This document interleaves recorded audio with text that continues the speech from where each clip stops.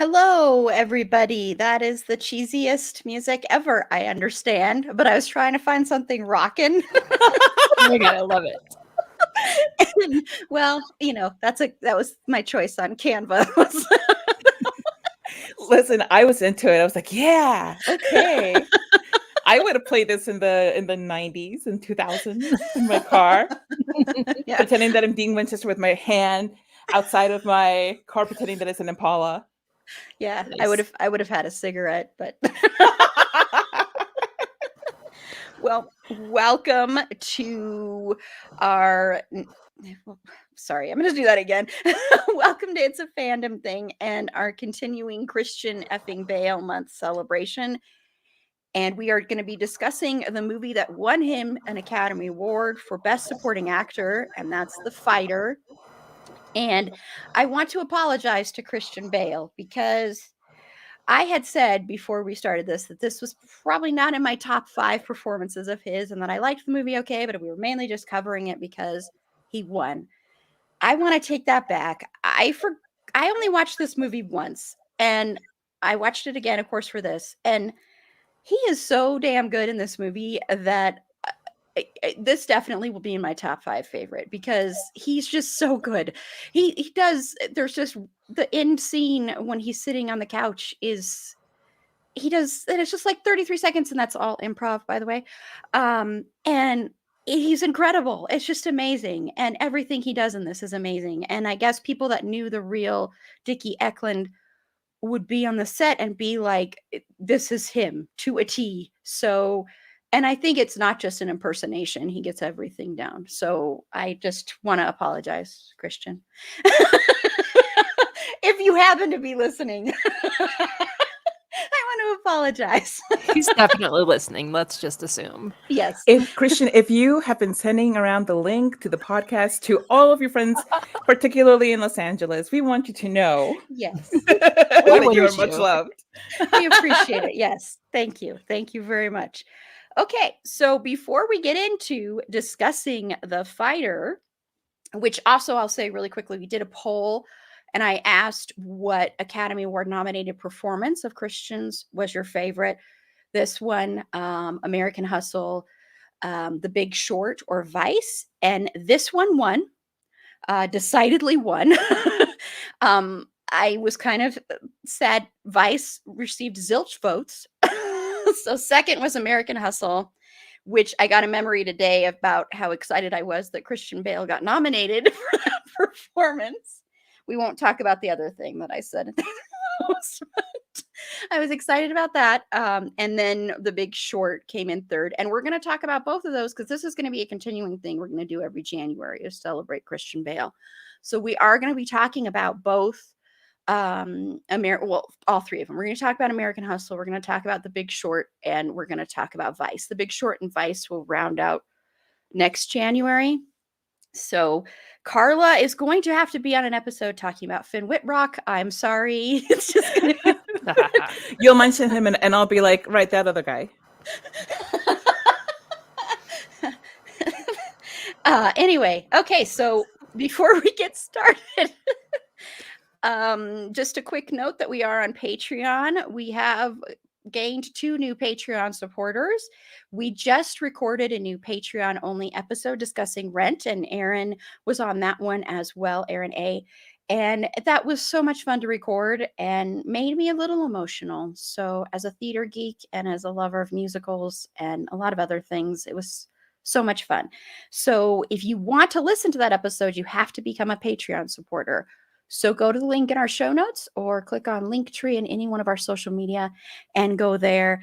And I want to give a special shout out. I did on that episode too, and now I don't have her name in front of me, but Brianna, I hope I'm pronouncing that right, who is a new listener who reached out to me a little bit over a week ago. I think it was a week ago, and sent me a really beautiful little message and then became a Patreon supporter right away. So thank you so much. I really, really appreciate that. And that meant a lot to me. Okay, so let's go around and everyone can tell me what they're into right now. Carla. I am into jumping back into The Big Leap. I love the show. I know. I was trying to be as cheesy as possible. Mission accomplished. it's a great show. It has comedy, it has drama. It's an ensemble cast, and all of the characters are just so good. All the characters that they really focus on, because only so much you can do with an ensemble. But it's great. It's only 11 episodes. They're like half an hour each, and I've just been like rewatching them, and it's just like a feel good show, just warm and fuzzies. But also you end up getting really invested because they're lovely people. Sorry, there's Sorry, a that's car cracking me alarm. up. Sorry. Aaron, what are you into this week? I'm into trying to make my stupid computer work.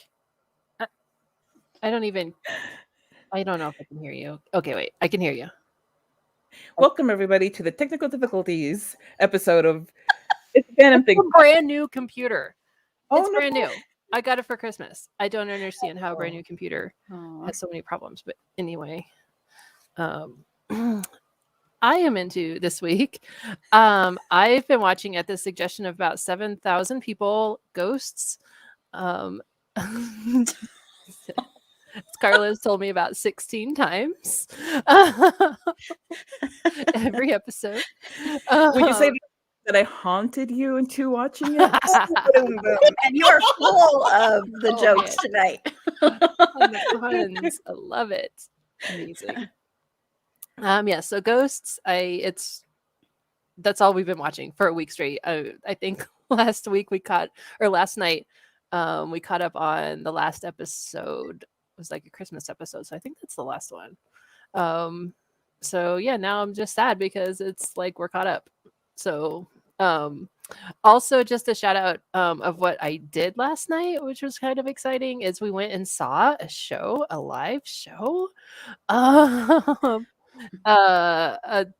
It's called The Choir of Man, and it was really cute and it was really sweet. And it's on tour now. I think it's from England. I'm not totally sure, but it's set in like a British pub, and it's just like these 9 guys, and apparently used to be more interactive with the crowd, but it was really sweet. They like acknowledged the time that we're in and stuff, but it was mostly just cute little stories and them singing songs, pop songs kind of, and it was really fun.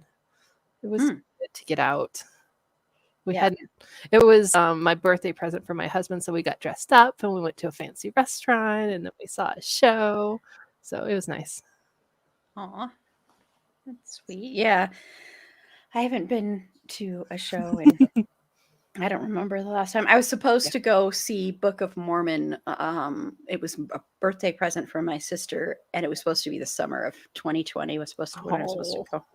So yeah, That's terrible. That's so sad. yeah. Well, this is Erin, and what I'm into is I'm going to name a couple of things. I'm going to break this rule a little bit. I'm going to say I am really, really still into the Dexter finale. It was amazing. I don't care what the haters say. I thought it was perfect. And I do want to say, though, please stop harassing the actors and people and saying that it's their fault that you didn't like this and telling them they should have like backed. I saw literal tweets that said, well, you shouldn't have signed on to do this if you knew this was going to happen. Think of the fans. You know what? That is a hilarious take. What is wrong with people? Sincerely. What a toxic fandom that is. I mean, and I was never really involved in it before, even though I love the show so much. But I mean, I understand people. Not everyone liked it. Two panelists that I know from this show didn't like it. But I mean, I don't know. Doing that is icky. But I love the finale. I loved it. I thought it made up for, and I know Aaron A liked it too because I know you voted. Yeah, I thought it was perfect. See, and Carla, of course, loved it, and Jen loved it.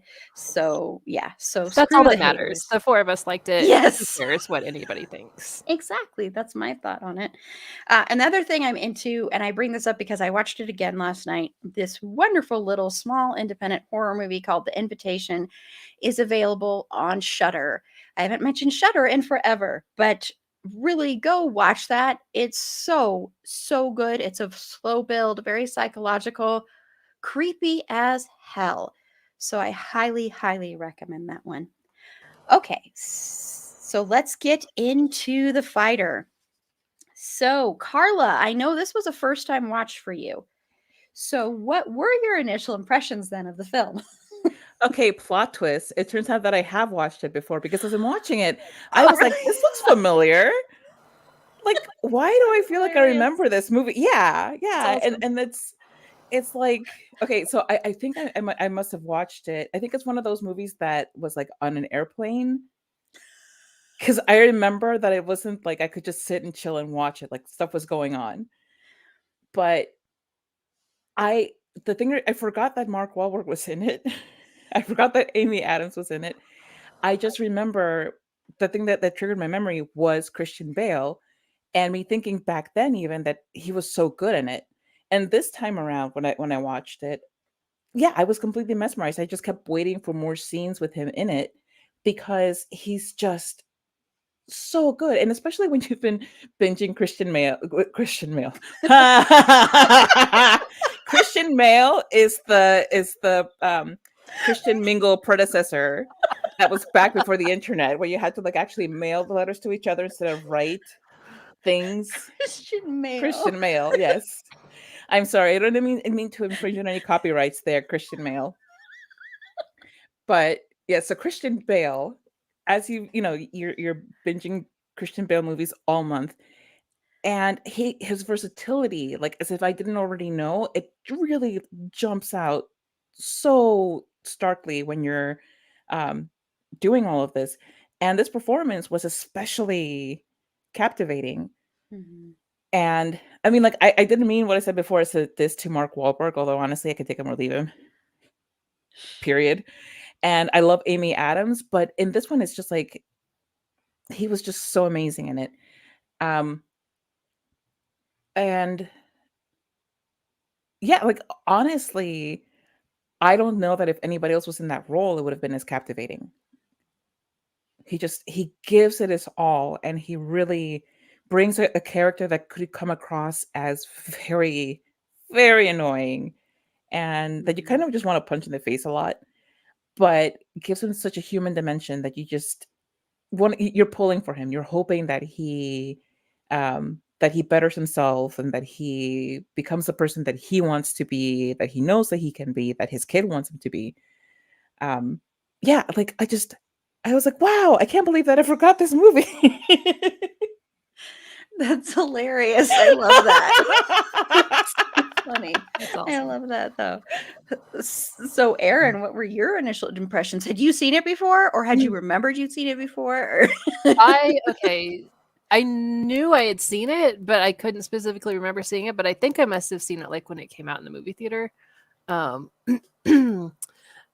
I mostly remember it as a Mark Wahlberg movie because I love Mark Wahlberg. Uh-oh. Yeah. I think it's a great movie. I've watched it twice in this past week. It's a really like fascinating story, really heartbreaking story. I think these actors are all just amazing. I can see why it, won awards. Um, I do want to say that Mark Wahlberg and Amy Adams are just like way too attractive for this movie. I feel like they just like Whoa. Poor Christian. That's not what Boston people look like. Christian, man, you're insulting our unofficial movie. mascot. Christian Bale is amazing. This is why we love him though, right? I mean, like, yeah, he He's takes ugly. this No, guy. just kidding. You're not ugly at all. No, Sorry. I can't. Try to stay focused. No, I think Christian is amazing. That like without him in this role, I don't think the rest of the movie would have worked like at all. I just again, this is why we love him, but he takes just this character that like you don't want to like nobody likes him. He seems like a terrible person to be around. I feel bad, for his family, but like you still the little tiny things that he does, like he kind of his little laugh and his smile and stuff makes you want to like him. even though he's kind of a horrible person. And he's just bringing his brother down. Um, but yeah, I think it's great. I think the sisters is one of the funniest parts of this movie. It's the whole like gaggle of blondes in the corner all of Yeah. the time. It's just they're comic relief, I feel like. And I think we'll talk about them later, but yeah, they're just fantastic. Yeah, I like the movie. I think it was good. I kind of feel bad that I don't remember seeing it before, really. Other than like, oh look, Mark Wahlberg doesn't have a shirt on most of the movie. I'm okay with this. I think that's so hilarious that it's, and I saw this in the theater. I remember I was in film school when this came out, I believe, and I think I saw it like at a special like advanced screening thing. And actually, I had a memory not too long ago pop up that said, and I hadn't seen I must not have seen a Christian Bale movie in a while, but it popped up and said, and my memory was, "Thank you, Christian Bale, for reminding me why you are one of my favorite actors." So I've been a Bale fan forever. Um, but I saw it because I love David O. Russell is incredibly problematic, and we're going to talk about that because he's a very problematic person. And I do want to admonish some of the actors that keep working with him, honestly, because yeah, I mean, Christian Bale himself on sorry, I'm jumping ahead here, but on American Hustle had to put David O. Russell in his place because he would not stop harassing Amy Adams, as far as like yelling and making her cry and stuff. And he like stepped in and was like, "Stop it, just stop doing that." So, but anyway, but I like David O. Russell movies. So it's this weird conflicting thing in me because his movies are so my kind of movies, like character studies, and they've also got humor in them while they're dramatic. And so I wanted to see it partly because of that and also because of Christian Bale. And so I loved it. And I also was like, this is a different kind of movie for David O. Russell to do because it's a boxing movie. So I was a little bit like, oh, I don't know if it'll be, but I think this movie is really not a boxing movie, honestly. I mean, boxing is a part of it, but it's such a little tiny part of it. It's really just a family drama. And so, yeah. So, and Christian Bale just mind blowing because I it just it blows my mind that he never had like formal training. I think he's just born with this gift. And I mean, we're going to talk about Empire of the Sun next year, which I guess we should have talked about it for the first one, but um and it's just amazing to me that he continues constantly to deliver performances where you just don't recognize him. I mean, I was watching because we're going to talk about Equilibrium next week, and I was watching Equilibrium on Friday, and I said in our private DM, I said, I forgot how good looking Christian Bale is in this movie because I've been watching so many movies where he's lost so much weight, like The Fire, he lost weight too. Well, and Like, he's oh so my young in that movie too. yeah, but he's also just, oh my God, it's very much like a Patrick Bateman look to it. And watching that and how different that is from this. I mean, if you were to put those two performances and those two characters into like side by side, there's like nothing similar about them or the performance except for that it's the same actor. You would never be able to tell it was the same actor. Same with even this in The Machinist, same with this and especially Batman, and same with this in basically anything he has done. And that's what's so incredible about him. And it's funny because even though he's the biggest thing that sticks out, it doesn't mean he's a selfish actor because he's very much not a selfish actor because I think he actually brings people up, elevates them. I think he elevates Mark Wahlberg big time. Big time. And I'll give a little bit of a trivia really quickly here. The reason this was a Mark Wahlberg production. Mark Wahlberg owned the rights to this.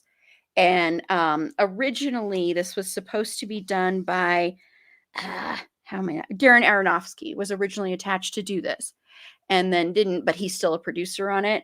And Christian Bale and Mark Wahlberg's kids go to the same school, and so that's kind of how that happened.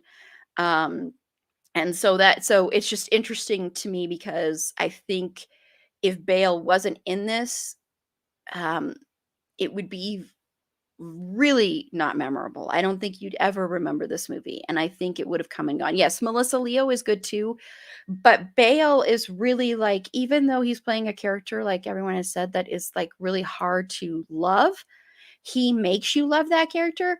So in a way, I honestly think he's the heart of this movie, even though the character is so hard at times to love. He brings so much to it, like especially that last scene on the couch. I always go back to that because it's just so beautiful, especially the fact that it was improvised. All the couch scenes, there's a couch scene in the beginning too that was improvised as well, by both actors, so by both Christian Bale and Mark Wahlberg. But we love Christian Bale, so and he lost weight on this one, not as much as the Machinist, but he he's playing a crack addict, so it makes sense that he lost weight for this one. And I think, I'm not sure, I didn't read how he lost the weight, but I know he also trained, and he worked a lot with Dickie Eklund on this. And I want to say about the sisters really quickly. The sisters hate their portrayal in this. Hate it.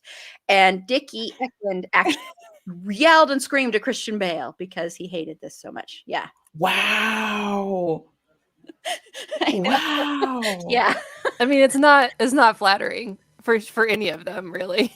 No, but what's interesting, if you watch the awards circuit thing when that happened, like Christian Bale, like just like gave lots of, like, was like, go train with Dickie Eklund, and was praising him. And Dickie Eklund was there the whole time. When Christian Bale won his SAG award, Dickie Eklund like ran up on stage, like true to his character in here, ran up on stage, like kind of taking the spotlight away. Well, yeah, how would he give up a chance to be the center of attention?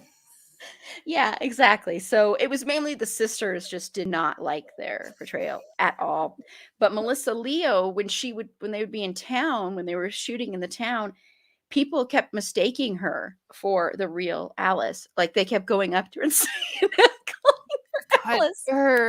Her outfits are the best, right? Like the plaid bodysuits with the mini skirts. Yeah. Man, it's great. Well, before we get into the characters, does anyone want to add anything else to, I mean, we've already raved about Christian Bale's performance, but anything else about his performance or his weight loss or anything like that? Well, Carla. Oh, Christian. Yes, I have something to say about all of this. Hello again, Eden. Hello, Eden, also. I'll sort out which one I was greeting first. Now, Eden, as you can see, I have made a helpful graphic of my body. Again, yes. It's the same graphic. Yes, very accurate. Machinist. No, it is not. Do you not see that on one side is my body from the Machinist? Oh, I see now. And on the other side is my body from the Fighter. I am very precise. I do not do this lightly. How dare you, Mim? How dare you? How dare you? Okay, yeah, and I've gotten, I print screen that, so I'll make sure everybody sees that big difference. Yes, as you can see, there's another layer of weight in my body that I worked very hard on. It's science. Yes. It's scientific evidence right here. It is scientific evidence. I went through a lot of trouble to make that graphic for you. I would expect a little bit more gravity. It is a weighty subject. Oh, ha, ha, ha, ha, ha. That was so good, Christian.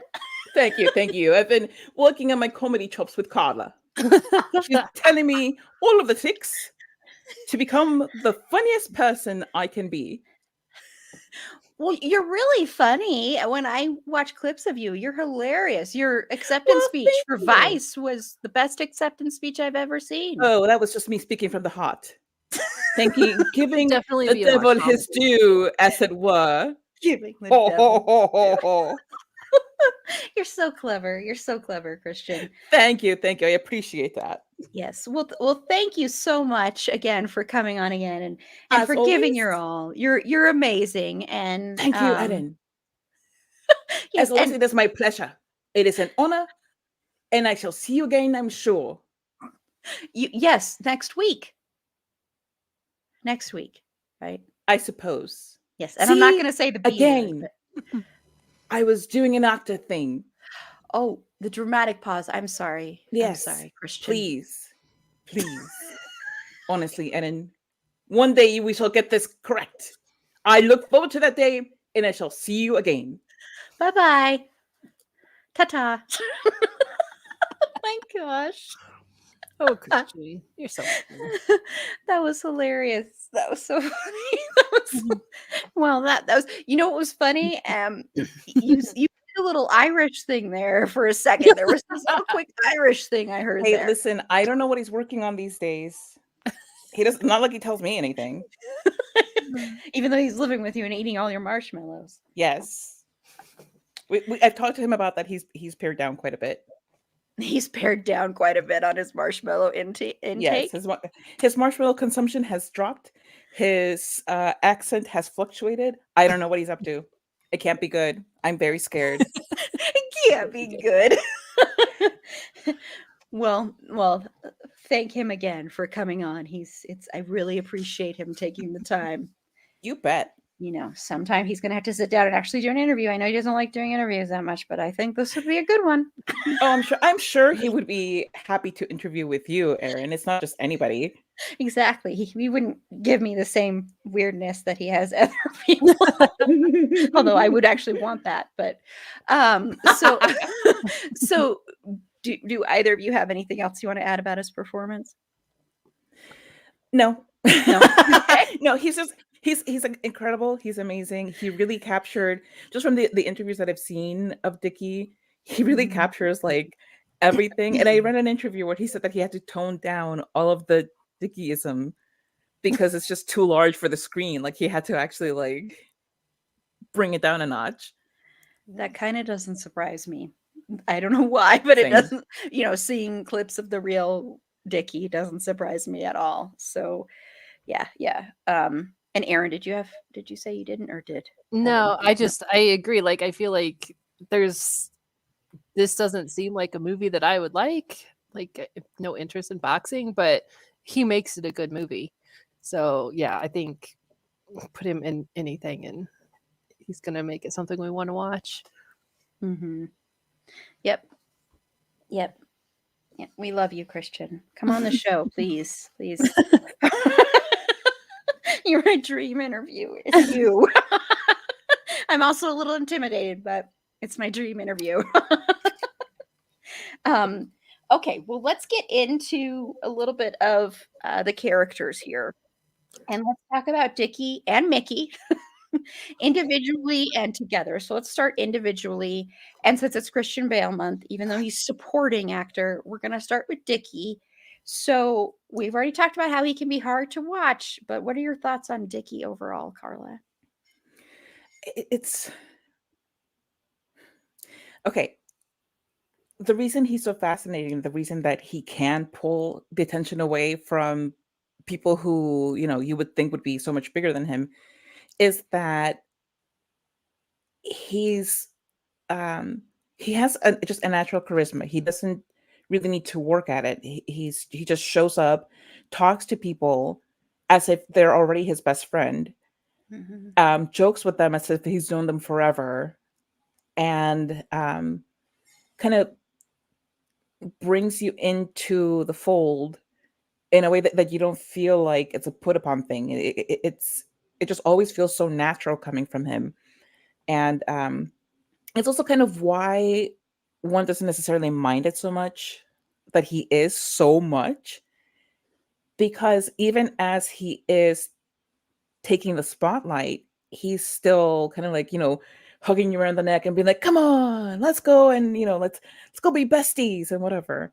So it always feels so personal, and it always feels so annoying, but it's like it's just like having somebody around who that's just who he is, that they're not trying to make you feel like less.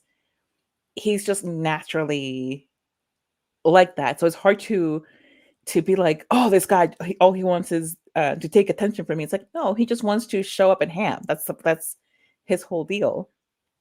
And it really is so sad that somebody with this much to him goes from like this big high to this big low.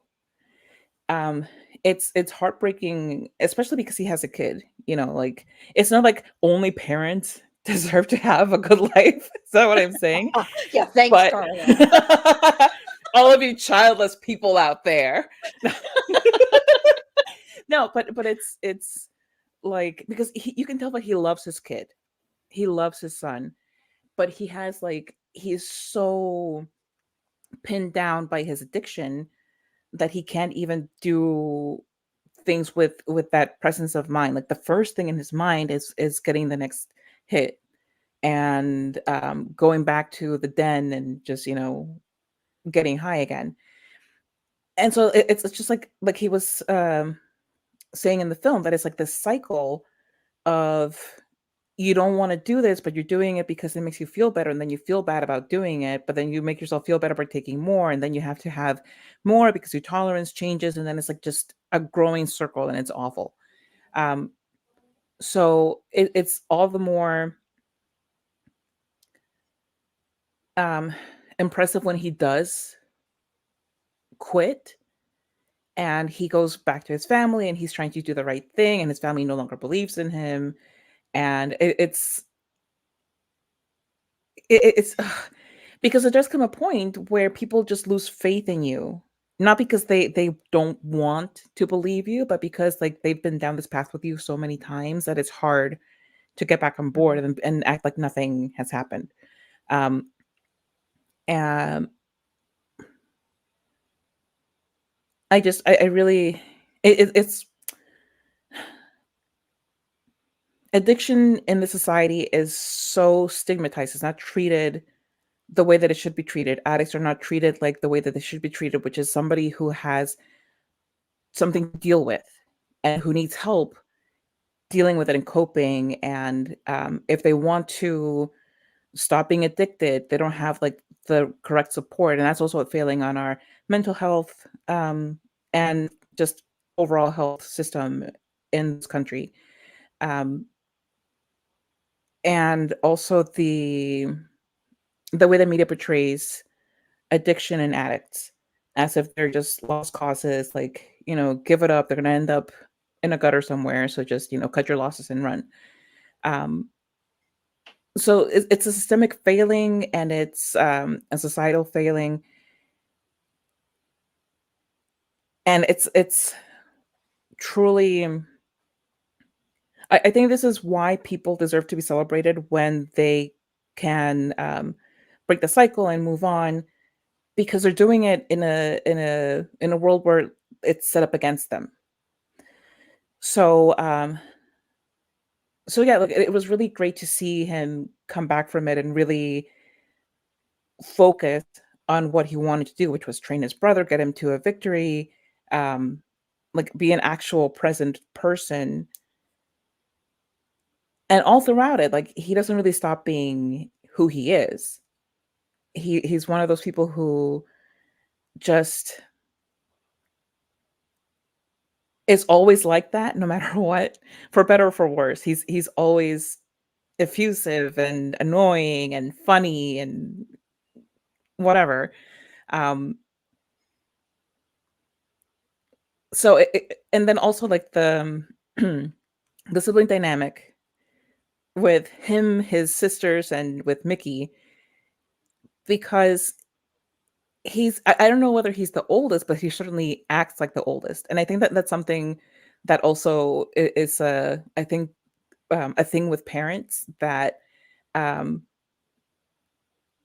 that when they have that many kids and there's like such an age disparity among them, the oldest, like, becomes like the protector or whatever. Like, they put so much on the kids. So I feel like the reason that he's so protective of his siblings is because he's the oldest, and he has um just a lot of responsibility put on his shoulders, and he accepts it. He's like, yeah, that's fine. Like, naturally, what else would I be doing? Like, mom needs help with this, so yes, naturally. The siblings look up to him, and they look to him, like, what's Sticky gonna do? What's Sticky gonna say about it? What does Sticky want to do about all of this? Even before it's about Mickey, it's Mickey's life, but what does Sticky want to do about it first?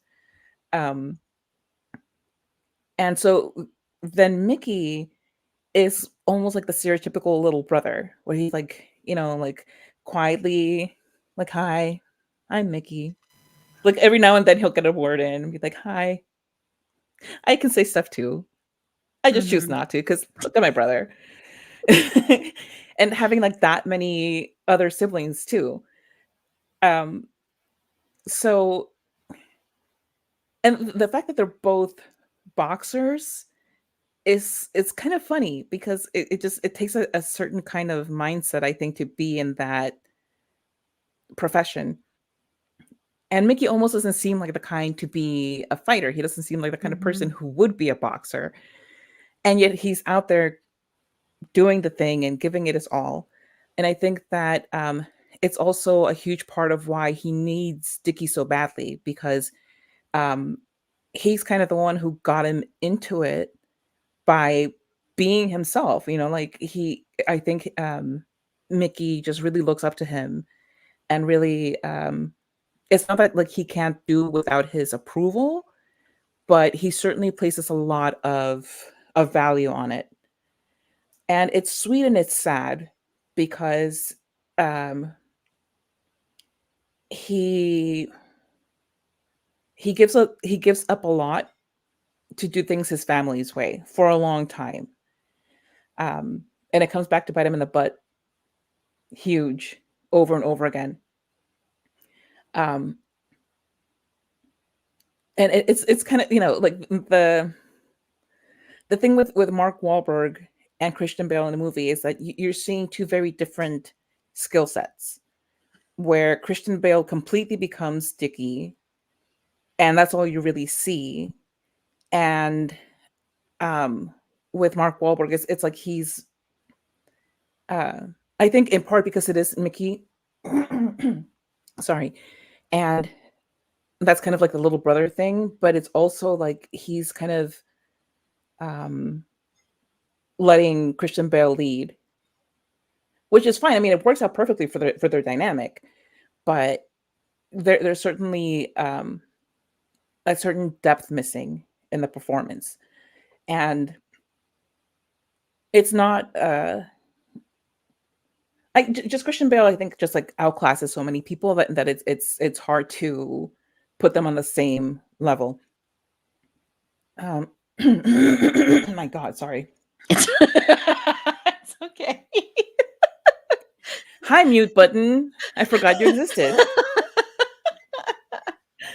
Um, and uh, watching the way that Christian Bale as Dickie interacts with all of the actors versus the way that Mark Wahlberg interacts with the other actors as Mickey, it's so it's a big difference to me anyway, watching it.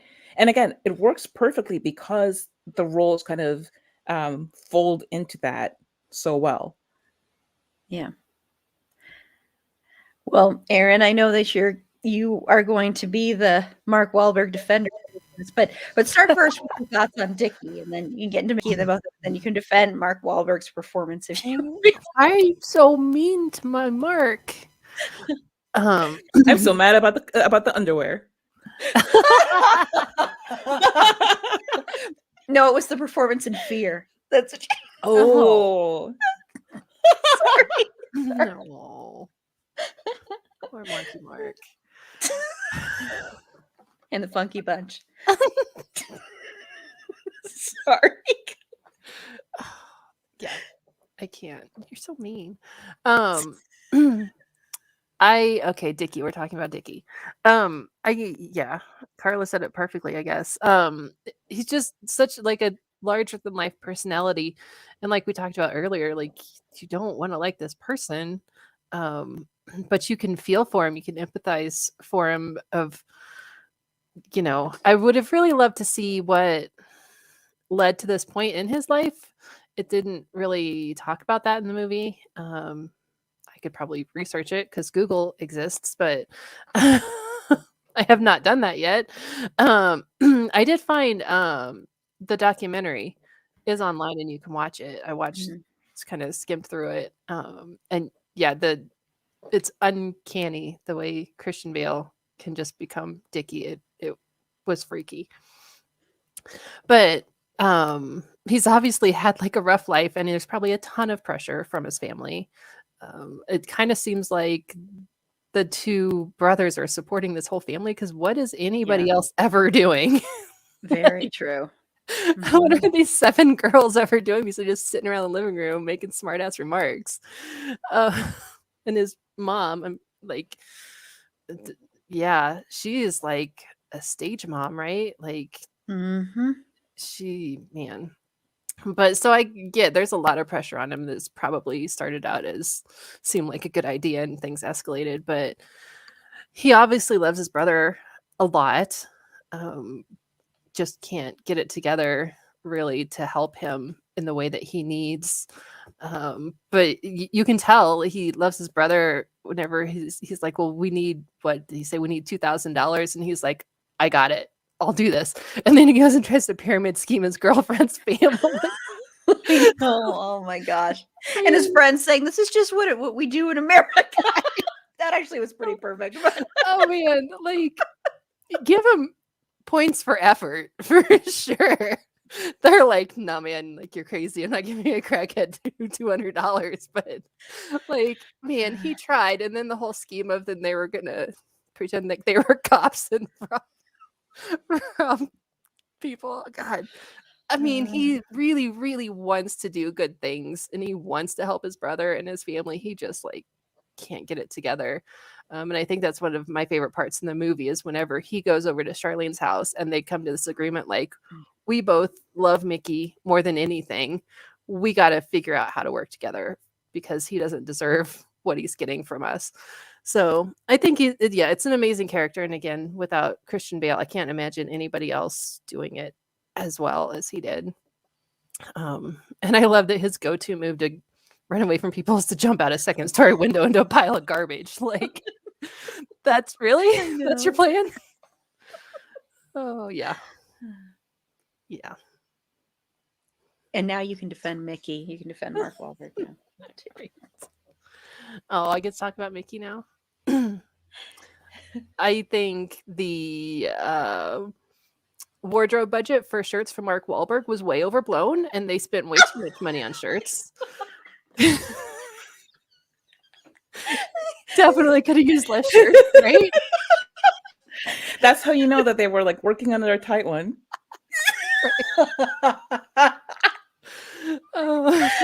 Wow. For some reason, you're just walking down the street, but you cannot have a shirt on, Mark. No. Yeah, man.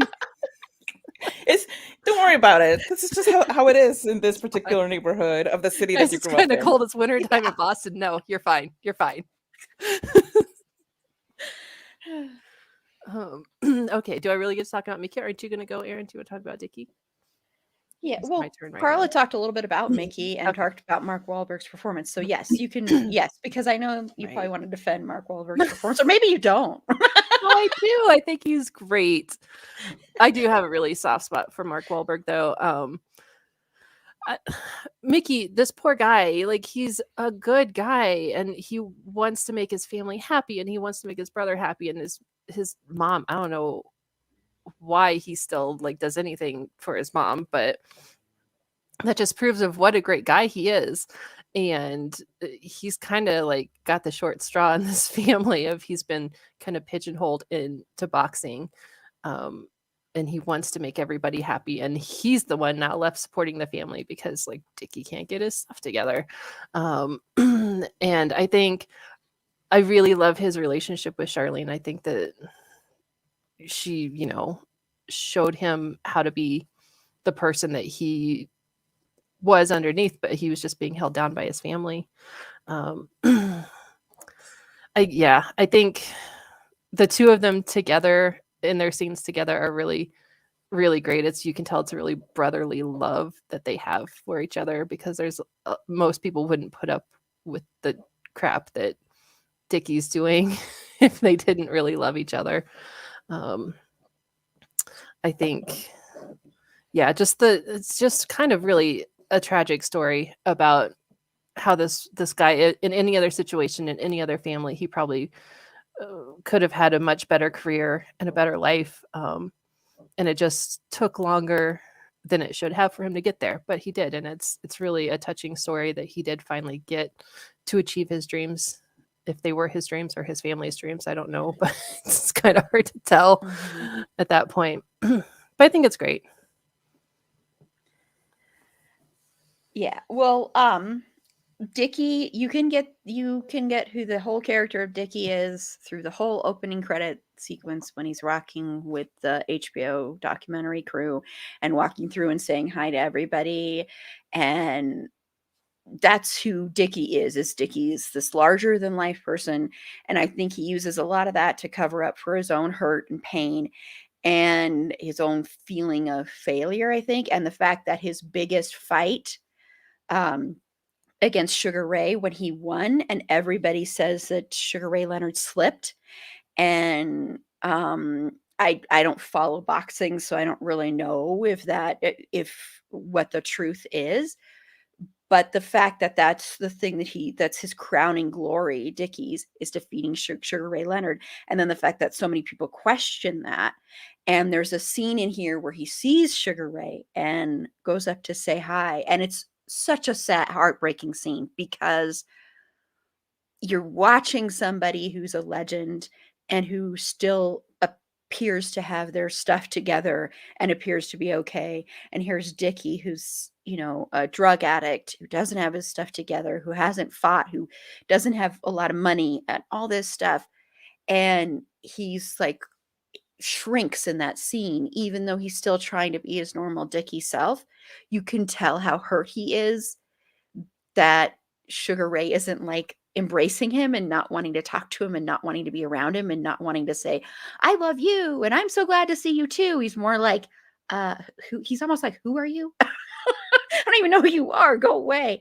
And then, of course, Dickie, embellishes that story and makes it sound like it didn't go that way. And that is also a way to just kind of talk about who the character is he is walking around with this documentary crew and doesn't even acknowledge or doesn't even let it compute, even though the documentary crew is open about it, that this is a documentary about crack addiction and it's not a documentary about his comeback. And he insists forever, even up until when he's in prison and they're watching it, that this is a documentary about his great big comeback, and it's not. And that is even more heartbreaking when you realize that in the movie, when the crew gets asked by somebody, so what is this about again? They're like, crack in America. And you're like, oh, so this isn't about this big comeback. And so it's, once again, he's like living in this dream world of what he wants to be, of what he thinks he should be. And he's trying to be bigger and louder and everything like that to cover up for his own insecurity, I think.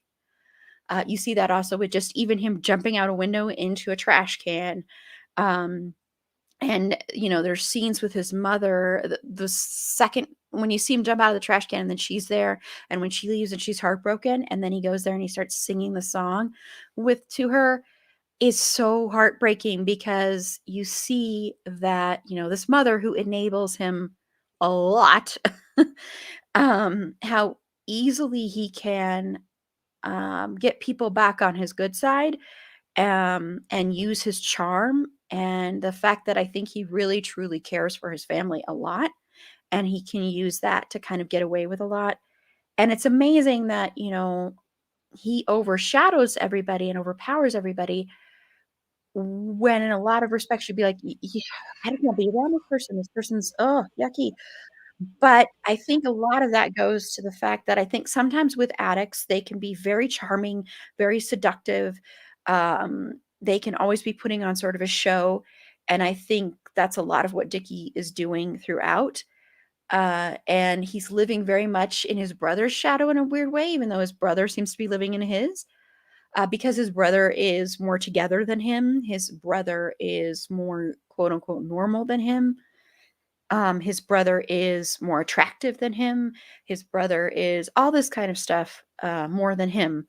And as far as with him being a father, one of the most heartbreaking, and I wrote it down to me, scenes in this movie is in the courtroom when Dickie is sentenced and the son is there. And I remember watching it again. I was like, why did you bring that child to the courtroom?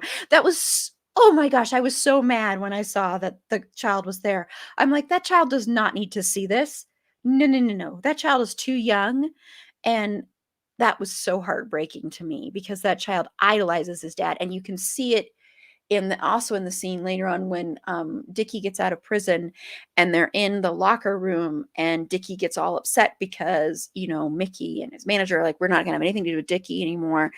And then his little boy repeats that and starts punching the locker. And you see that he's kind of taking after his dad with his same behavior and anger. So I thought that was interesting too. And then I really want to highlight, and this goes to Christian Bale's performance again, but the scene and it's right that same time, and they had planned this big, welcome home, Dickie, and he's got that cake, and he takes the cake and starts walking, and he, gets the frosting all over his arm, and he's walking, and he goes back, and you're worried he's going to do drugs again, and I think he was definitely tempted, goes there, and then you see it, just this little flick in his eye where he's like, no, and he's not holding any ill will towards these people that were his friends and that he loved, and he just hands over that cake and leaves. I just think that's such a beautiful scene. And then I agree, the scene with Charlene is one of my favorites too. And also probably because I think Amy Adams is such a good actress too, and this is a very different role for her to play as well. And I think they work really well together. When we talk about American Hustle, they're totally different dynamic between them and that. And also, of course, they were in Vice together too, so they've worked a lot together. And so I think they have really good chemistry, and they work really well, and they bounce off of each other. And she's already a good actress. She's from Colorado, by the way, and I always like to say that. And so I think they are kind of matched. I think he's definitely the best performance in the whole film, but they are, I think, the biggest match, that and Melissa Leo too. And Mickey, I want to say one thing for Mark Wahlberg. Mark Wahlberg actually has a really, really difficult task in this movie. I want to say anyone who was going to play this role had a very difficult task because Mickey is not a showy role. Mickey is not an actor showcase role like Alice or Dickie. Those are actor showcase roles where they can go big or whatever. And so little roles, like actually when we recorded our Rent episode, we talked about that with the character of Mark and how that character can get kind of lost in the shuffle because it's the more quote unquote normal, grounded character who it's not all showy. And that's the same with Mickey. So I will say, even though I am not I think Mark Wahlberg's very problematic, and I'm not a huge fan of his. I do think he's outstanding in Boogie Nights, though. I will say that as Dirk Diggler, famous last scene, with his fake prosthetic penis. But did you love It's so that? weird. It's so weird. That is a strange movie. Love that movie. That's Paul Thomas Anderson. Weird movie. Love that movie so much. That's my second favorite Paul Thomas Anderson movie. I love that movie. But I think any actor, it'd be hard for them to take this role on because you're going to be outshined by everybody, no matter how good of an actor you are, I think, or people aren't going to pay attention as much to what he was nominated for this though. So, but people aren't going to pay attention as much because it's such a simple role on paper, but it's actually a very difficult role because you are having to work with all these powerhouses and bounce off all this powerhouse energy. And he tries, I think the improv scenes are good, the couch scenes. I do like his reaction at the very end when Dickie leaves the couch and the little look on his face. I do think that was pretty good. But I think this is really Christian Bale's movie. So it's hard, for I think anyone to really outshine that. I think the only one that, seemed to be trying to was Melissa Leo, who was like, she got a lot of crap, which I want to say I think was really kind of crappy, because she campaigned herself for this, for the Oscar. She campaigned hard and people gave her such crap for that. And I think that's really crap shitty. And I think it's because she's a woman and an older woman. And I think that's why they did that. So that's all. I just wanted to make sure to say that because I've been holding that in for years because it just pissed me off. Yeah, I think you're dead right on that. I mean, there are so many times um when certain actors don't get the same amount of a push for an award Mhm. that I think lesser performances do. And it has more to do with whether they're white, whether they're male, whether they're um, straight. Like there are a lot of factors that play into whether somebody finds it to be, it's the same thing with like being a bankable star. Mhm. Is this like an award worthy performer? And what are we basing it on? Not the performance, but on what they look like and who they represent. Yeah, exactly. Yeah. And also, I mean, come on. Who doesn't want to win an Academy Award? Give me a break. Why is it so bad that she wanted to win an Academy Award? That is not a bad thing. And she did. She went on to win it. It's not a bad thing that she wanted to win an award. And people wanted to shame her for the fact that she was so vocal about the fact that she wanted to win this award. Just because these other actors say they don't want to, that's bullshit. I'm sorry. She's just standing up for herself. There's nothing wrong with that.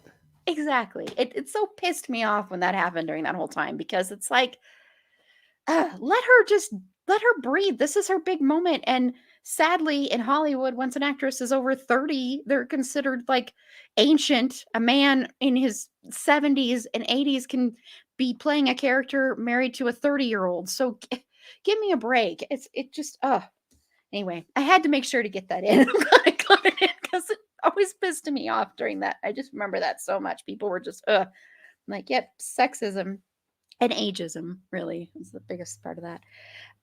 Well, we sort of talked about their relationship a little bit, Dickie and Mickey, but didn't we?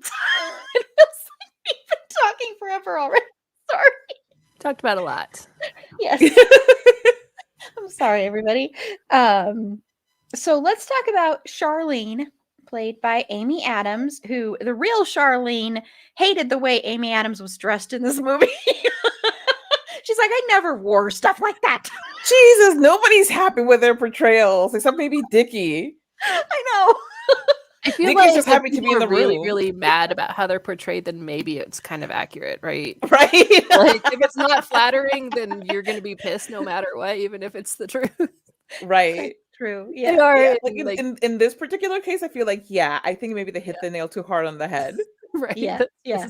I know. Sorry to keep bursting everybody's bubbles. I'm like, nobody was happy. I feel like Amy Adams is gorgeous to be like, yeah, I dress like that. I looked just like that. I know. I'd be like, oh yeah, my ass was that hot. Right? I definitely looked like that. I looked like that when I was wearing my bra and panties and I mean, Be proud. I mean, oh my gosh. So Carla, your thoughts on Charlene and you can talk about Amy Adams' performance too. Okay, well, Charlene, I feel like Mickey went from one oppressive um environment to another. Although with Charlene, she was actually looking out for his best interest. Like it wasn't just because she was writing his coattails. It wasn't just because she didn't know anything else in life other than to be, pushing him towards a goal that she wanted for him. Um, he said, "This is what I want to do," and she's like, "All right, let's go for it."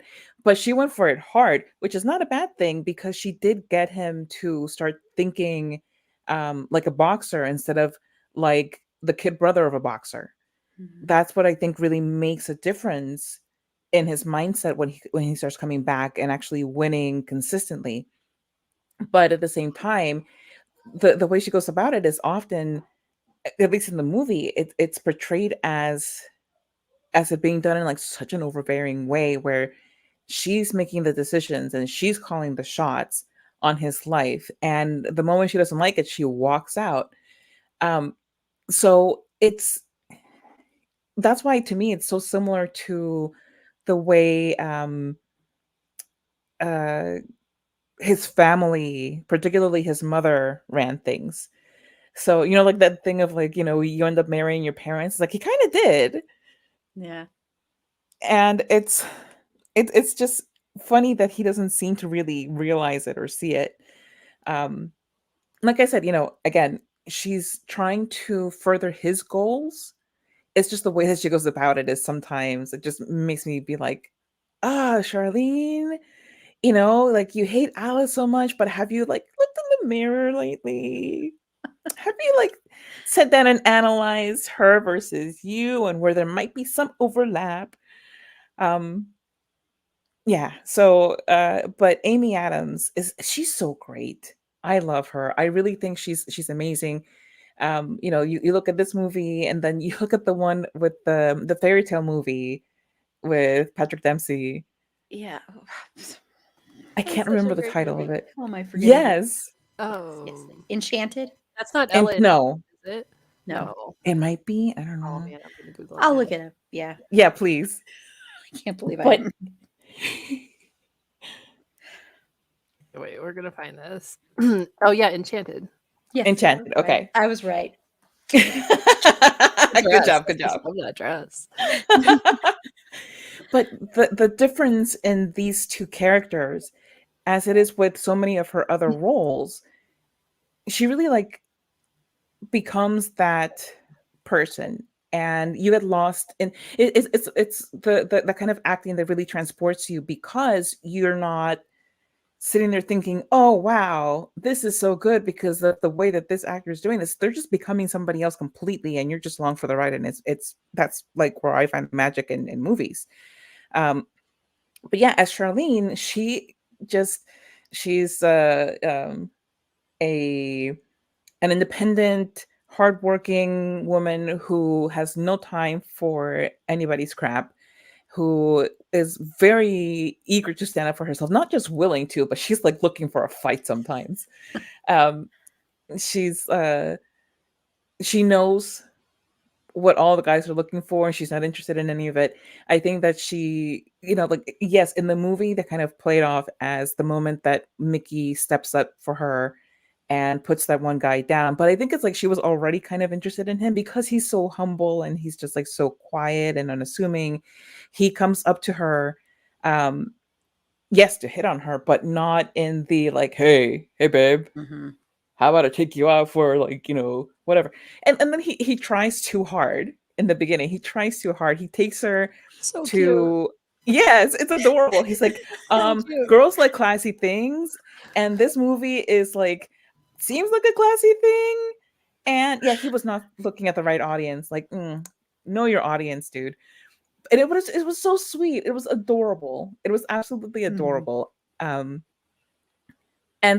but then her reaction afterwards just really shows you who this woman is. She's just like a down to earth girl who just wants the same things that he does, and he just has to find that out without the artifice of what dating supposedly is. It's lovely. I love it. Um, yeah. That was cute. Yeah. And I love that she says there weren't even good sex scenes in it. Very classy. I loved that. I thought that was amazing. So, Aaron, your thoughts on Charlene? I feel like you're being kind of harsh to Charlene. I'm gonna defend her a little bit because I feel like I I don't know, tough love. Like that's what this family needs is some tough love. And I feel like you're not gonna get through to him unless you're gonna be like real serious. I think she knows, like she said she went to college, she didn't finish. She knows that there's something better outside of like this neighborhood for everybody. And she knows that he can be better. She wants to be better. But I didn't get the impression that she's trying to like ride his coattails. I think she genuinely wants to make him a better person. And sometimes like you just got to like be tough about it. I mean, whenever they're sitting on the couch and that scene when she meets Alice and she's like, I've Oh, heard a yeah. lot about you. And she's like, I've heard a lot about you. Yeah, these two are the same woman. But like he's kind of scared of his mom and he wants to stand up for himself, but he can't, and that's what Charlene is there for. She's trying to help him. I don't think she's pushing him around or anything. I think it's just this is a very strong-willed family, and it's going to take a strong-willed woman to defend Mickey. Like, I think she's good for him. Yes, she gets mad and she like shuts him out, and she walks out of the gym that one day. And but again, that's like you're not going to get through to him unless you do something extreme. I feel like that's like their whole family thing is everything is so extreme. A lot of yelling, everything very, very loud. I feel like it's really loud in that house, like all of the time. Yeah. Must That's be a like big no, thank you. Don't invite me to dinner. I'm not interested. I know. right. I Yeah, feel like that would be everyone's hard. talking at once all of the time. Like the volume is here. It's very stressful, probably. Mhm. And I love the way she just stands up to herself against his family. I think that's great. I think most women would not have done that because they're kind of scary. Alice is a little terrifying. She will probably stab somebody. So, Definitely, for sure. especially if you mess with her sons. She'll let the girls Especially defend Dickie. themselves. Especially She'll let Dickie. she'll let the girls fight for themselves, but she will stab someone for her boys for sure. Which is funny because they're the boxers. Right? Where do you think they learned it from?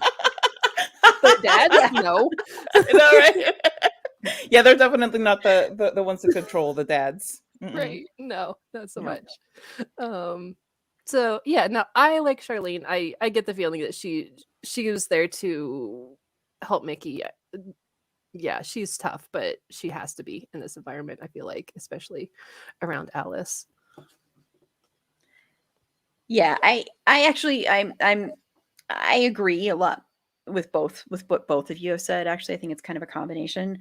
I think I think the reason Mickey is so attracted to her is because she is so similar to his family and to what he's used to. And I think that's a big reason. And I think when he picks her up in the bar, it's so funny watching this person who, no matter how my feelings on Mark Wahlberg, he is a very attractive man. And watching this very attractive man hitting on this very attractive woman, and he seems so insecure. Like, Well, she's like making so fun of him too. She's like I giving know, him a hard time. but even before It's she does fantastic. that, he's still insecure. He's like he doesn't know how to do this, and it makes him actually really attractive. And I think that probably made him very attractive to her because she's so used to guys probably just coming up and slapping her butt and doing that kind of gross stuff and feeling like they can or like they own her. And he respects her right away. And the fact that he would go and take her to this art house picture, to this fancy night, when usually probably people treat her like she's dirt. And so that's probably really was attractive to her too. So I think for her, I think she saw in Mickey someone who was really sweet and who might actually treat her well and with a lot of respect. And I do think she's very tough. She's very strong. Like I said, the scene with her and Dickie on the porch is like one of my favorite scenes in the whole movie because I love their interaction and the fact that they can go toe to toe. And they're actually very similar. That's the thing, is they're very similar. And I think that's why they butt heads so much, because they're so similar, except for she's sober and he's not. That's, I think, the difference between them. And I think that's why that scene works so well, because of course he's sober at that moment in time, but also because they both love Mickey the same amount and they both want good for Mickey. And I do think though that she sometimes can forget that Mickey has a voice, and that's a big problem with everybody in this movie, is everybody forgets that Mickey is a human being and he has his own voice and he can make his own decisions and he's a grown man and people don't want to listen to him. And I mean, there's the whole scene where he finally, breaks down about that in the rings, and I kind of laugh when I watch it though because of the performance of it. Sorry. Sorry, Aaron. But that's the whole scene where he's just sitting there going, this is my life. And I think Charlene needs that reminder too, because she does kind of just forget. And she's like, okay, if you're going to be with me, you have to do things my way or I'm out of here. And if you don't do things my way, I'm out of here. And which is the same way that everybody else treats him. And that is kind of frustrating. But I think towards the end, they kind of work that out. And I think they've got good chemistry. And I think Amy Adams is, such a good actress. And I've loved her since Junebug, which is, she's so good in that movie. If you haven't seen the movie Junebug, go see Junebug. I totally forgot about that. Oh, Yes. she's so good. I used to do the monologue towards the end of that movie. I won't say if Carla hasn't seen the movie, but I used to do that monologue as an audition piece. But I love her in that. She's so good. And then also watch her. You want to see her big range. Go watch her then after Junebug. Go watch her in Sharp Objects, the HBO show. Chris Messina's in it, Carla. The best Chris. And she is so good. And that's a twisted show. And that's a dark character for her. And so I like her in this because it's such a different kind of character for her to play. Because I think what happened to her a lot is she got the good girl role. She's kind of broken free from that, but she always got the goody girl roles. And she's so much more than that. And she has such range and she's just a natural and she can hold her own against a lot of different people. And so I loved watching her in this. I also think people forget how attractive she is. Honestly, I do. I think people kind of just think of her as pretty or cute, but she is sexy as hell, man. She is so flippin' sexy in this movie. And not just because of the clothes she wears or lack of clothes. She is just so sexy. And I mean, granted, she's not wearing much, but the almost sex scene, they get interrupted by the whole family, but the almost sex scene with her and Mickey is sexy as hell. It's hot. Oh my Yes. gosh. And it's partly because she gets to be so in command. Yes. Like she's in complete control of herself as a character. Like you're just like, wow, yeah, okay, Mhm. let's go. Yeah, she's having him say, yes, mistress. Sorry. Go back to Dexter live streams. But what I like about that scene, and granted, the director is not very good when it comes to women, but what I like about that scene too is you see a woman in power of her sexuality over a man who usually, because this man's a boxer, so he's a fighter, and so you think this is the person that's going to be in control in any kind of intimate situation, but that's not the case at all. She has complete control in that situation, no matter if he was going to be on top of her or not. That really, she's in control, and you can see that, and the way she holds her body. And even when, in the bar scene when she's leaning over, and of course the camera is very male gazy and looking at her ass, still though there's something about the way Amy Adams plays that you can see how in control of her sexuality she is. And that's so rare to see with a woman on screen, especially in this kind of a movie where you're talking about boxing, which to me, it still is not a boxing movie, but even when you're talking about that, to see that is very rare. And so I just applaud Amy Adams for that, really, because I think that's her that's doing that. I don't necessarily think it's the script or the directing. I think a lot of that is on her, and I love seeing that. So that makes that scene all the more hotter, where you kind of go, oh, you stupid family has to interrupt this? Seriously?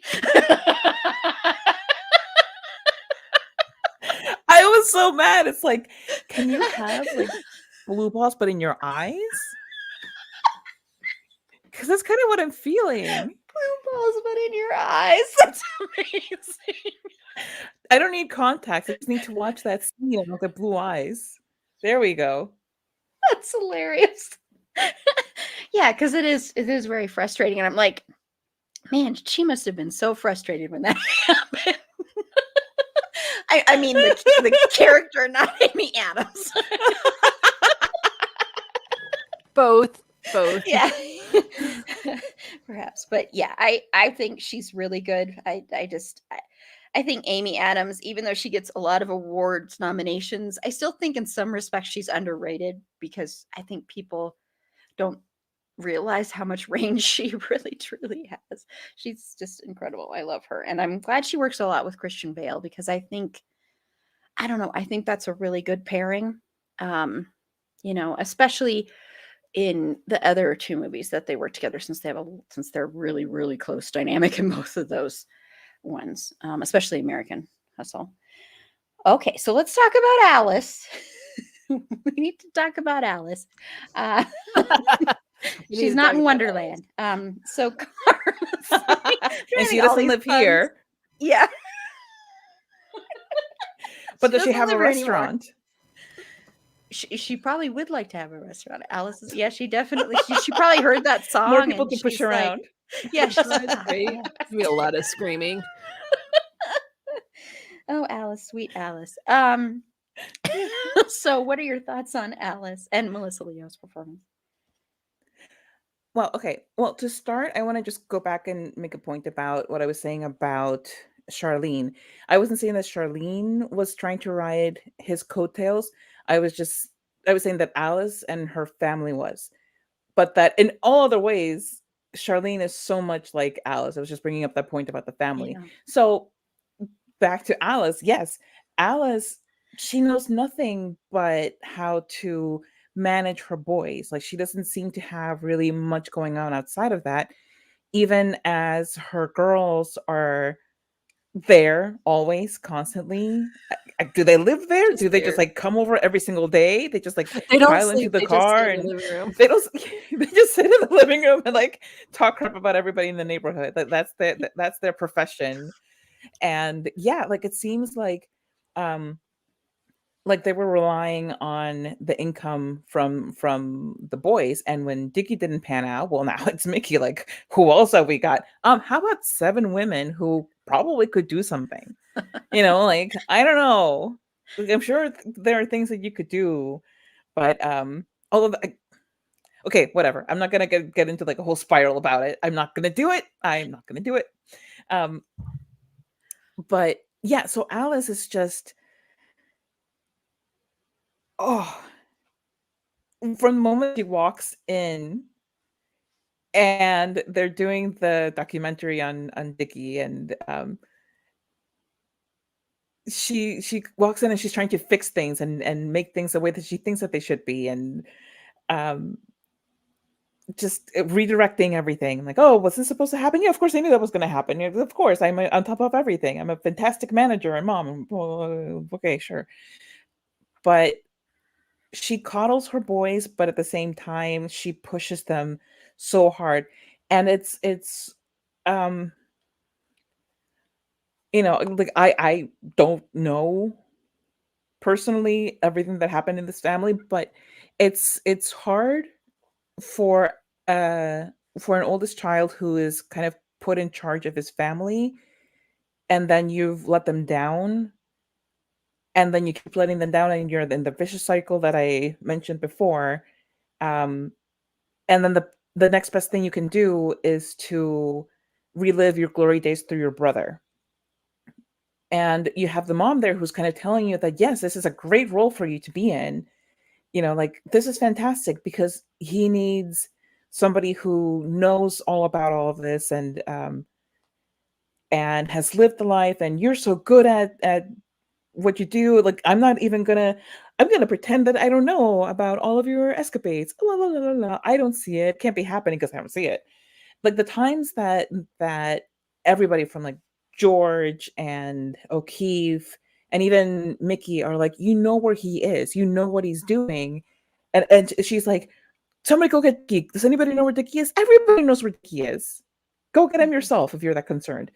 But she refuses to see it. And then it's like, when she catches him jumping out of into the dumpster, she knew he was going to be there. Like that's how, devoted she is to not seeing what is happening with her son and only wanting to see the good things.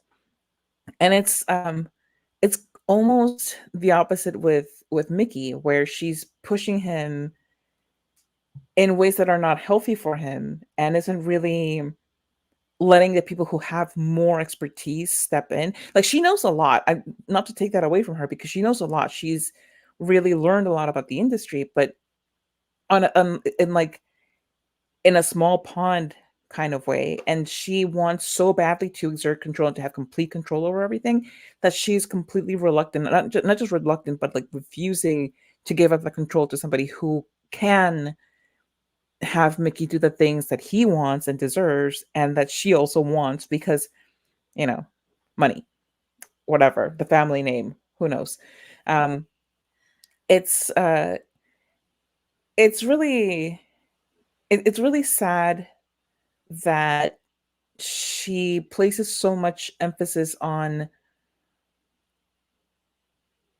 them, to the detriment of herself and to her husband and everybody else. And it's kind of funny that Mickey and George are so similar, in that they both let the stronger people in their lives just completely run over them. And so it's even more impressive when George kind of steps up and it's like, okay, we're gonna do things differently. Your mom's gonna hit me, but it's okay. Like, no, it's not okay. But I guess you know what the circumstances are. And Melissa Leo is just so good in this role. Like, you know, you have to give it up to her. I don't blame her at all for touting her performance, because it's a strong performance. It's you really buy that she is just this small town mom who really thinks that she knows everything and she knows what's best. Um, and her entire sense of being depends on her children's successes and failures. Um, and the only way for her to continue to kind of live in this bubble is to ignore the failures that are out of her control. Because if you really think about it, like, you know, with Mickey, his boxing stuff, she's like, it's okay, we'll get him next time, you know, like, we can fix this. And, you know, I got Leo to give us a better fight, and to blah blah blah. um but with Dickie, it's just, you know, she's really thrown in the towel, because that's something that she can't do anything about. I mean, Dickie can't do anything about it at that point. So, but yeah, like, the performance was stellar. She's terrifying. I never want to meet her in real life. The character, Melissa Leo, might be a wonderful person. What do I know? But I certainly don't want to meet Alice. Thank you very much. Yeah. I will stay in the car. I'll wave to her as I drive away very, very fast. Especially if her daughters are around. No, thank you. Like, all cut from the same cloth. Hard pass. That's so true. And Aaron, your thoughts? I don't really have a lot to say about Alice.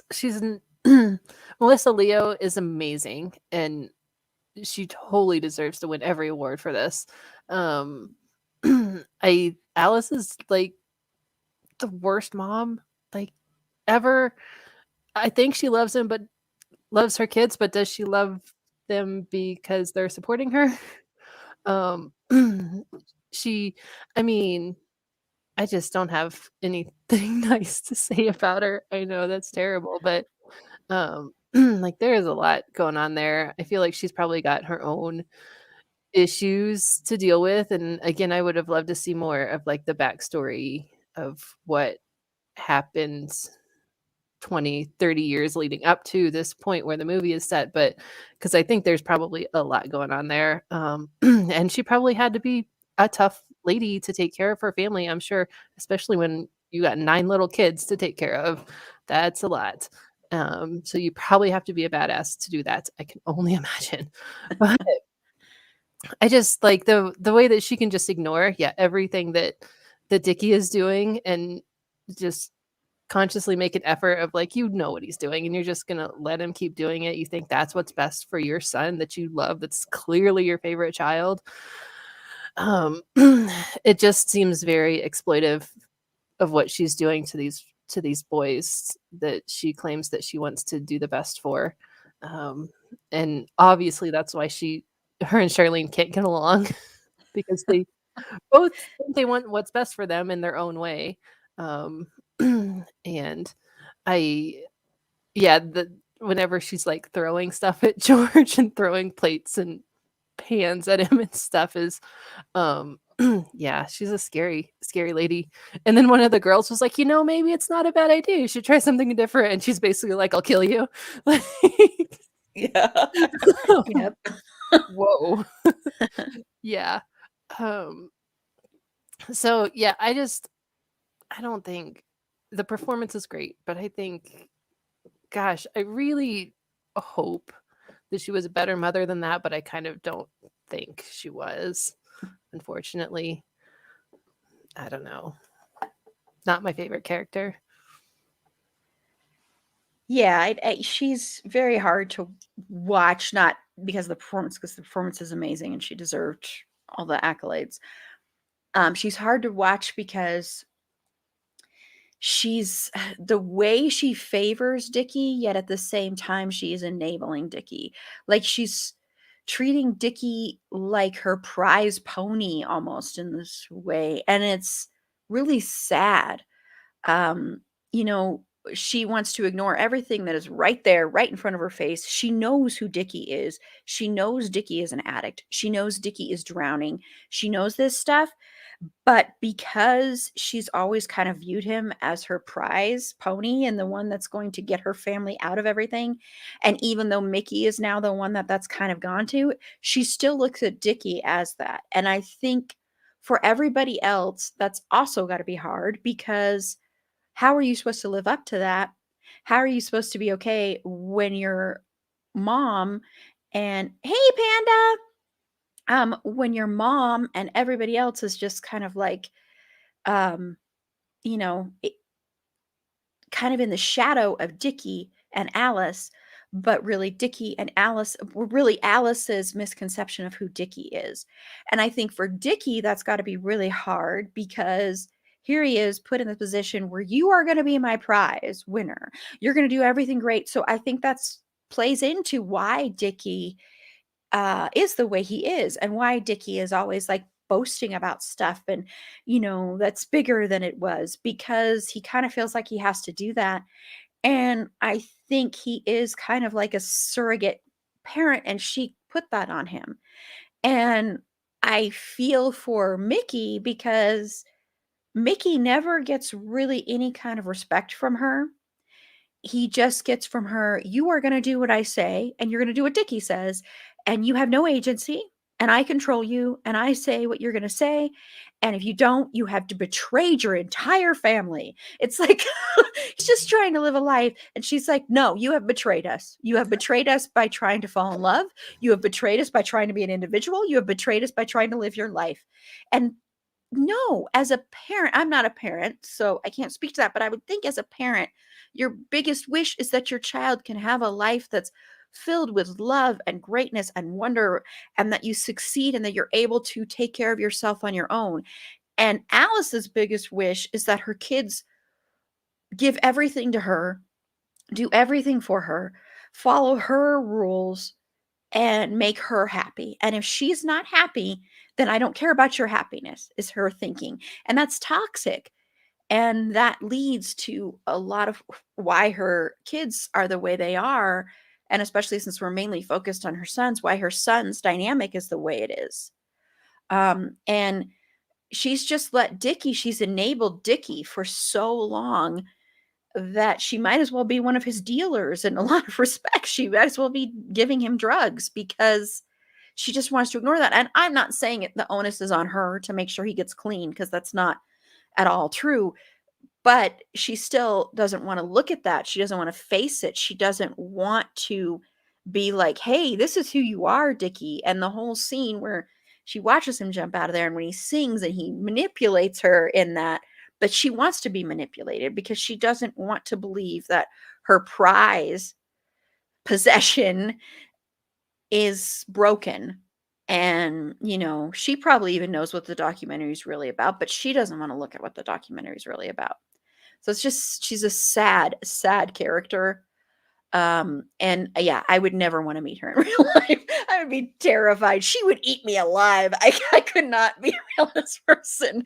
But Melissa Leo does an amazing, awesome job. She is incredible. So yeah, so hats off, definitely to her. So hey Panda, so we do still have the bingo card.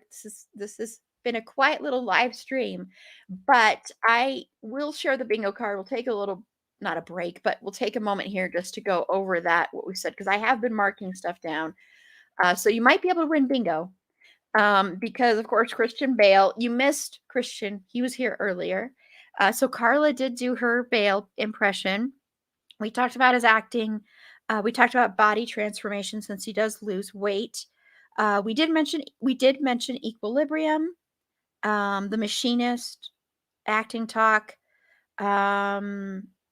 award-worthy, Tangent. We kind of went on a tangent, not really, but The Fighter, because that's what we're talking about. Batman. We did say Batman, one of those. And I think that's it. Oh, and Chemistry. We mentioned Chemistry. Yeah. So maybe you would get that. Yeah. But I wanted to talk about just one scene in particular in this movie because I think it's very important and very pivotal. And there's the moment when the HBO documentary comes out, and throughout this thing, except for the one scene that you see before this, where the filmmaker says this is about crack in America, everybody else, especially Dickie, has been building up this HBO documentary because he's had this documentary crew following him around and saying it's about his comeback as a fighter, when really it's all about the crack epidemic. And he's a crack addict. And so this documentary airs, and you see everybody watching it. Dickie is in prison at this time. And so all the other inmates are all watching it, gathered around. He's so excited. Everybody's excited to see him. And then you also watch his family watching it. You watch Alice and all of her very quiet and calm daughters. Just kidding. And Totally quiet in his that house. son almost comes down and watches it, but it doesn't. And then of course you see Mickey and everybody watching this one. And of course you see, which we didn't talk about, but Mickey also has a daughter and a horrible ex who is my awful and keeps trying to take his daughter and doesn't want him to have anything to do with his daughter. She's so horrible, and she's making her daughter watch this documentary, which I wanted to just scream. Yeah. Anyway, Oh my so God, awful. I think this scene is very important to talk about because I think this is the most pivotal scene probably in the movie.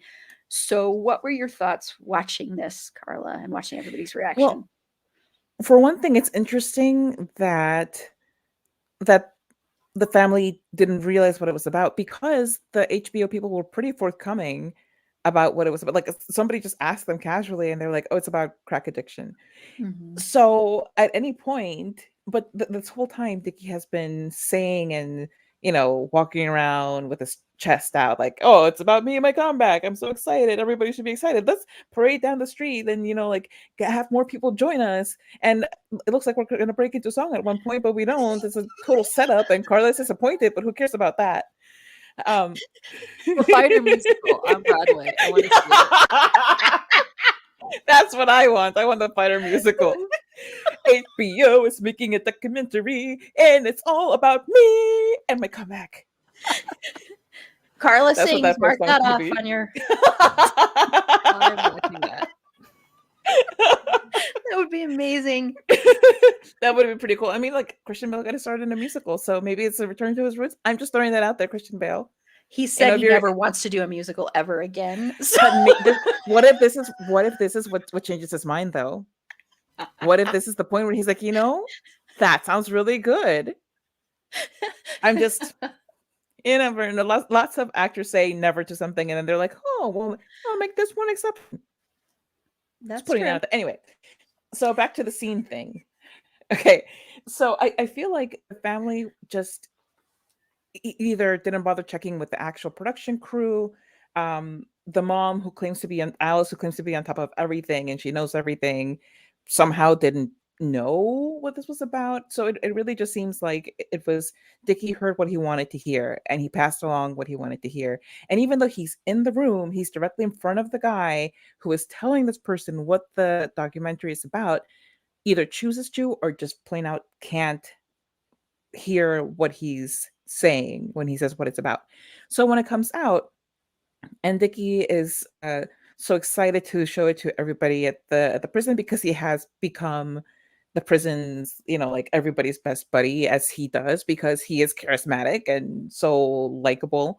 Um, and then they, it starts out with all of the cool things that he thinks are actually what this is about, and then it gets down to the nuts and bolts of it, and he's like, "Oh my god!"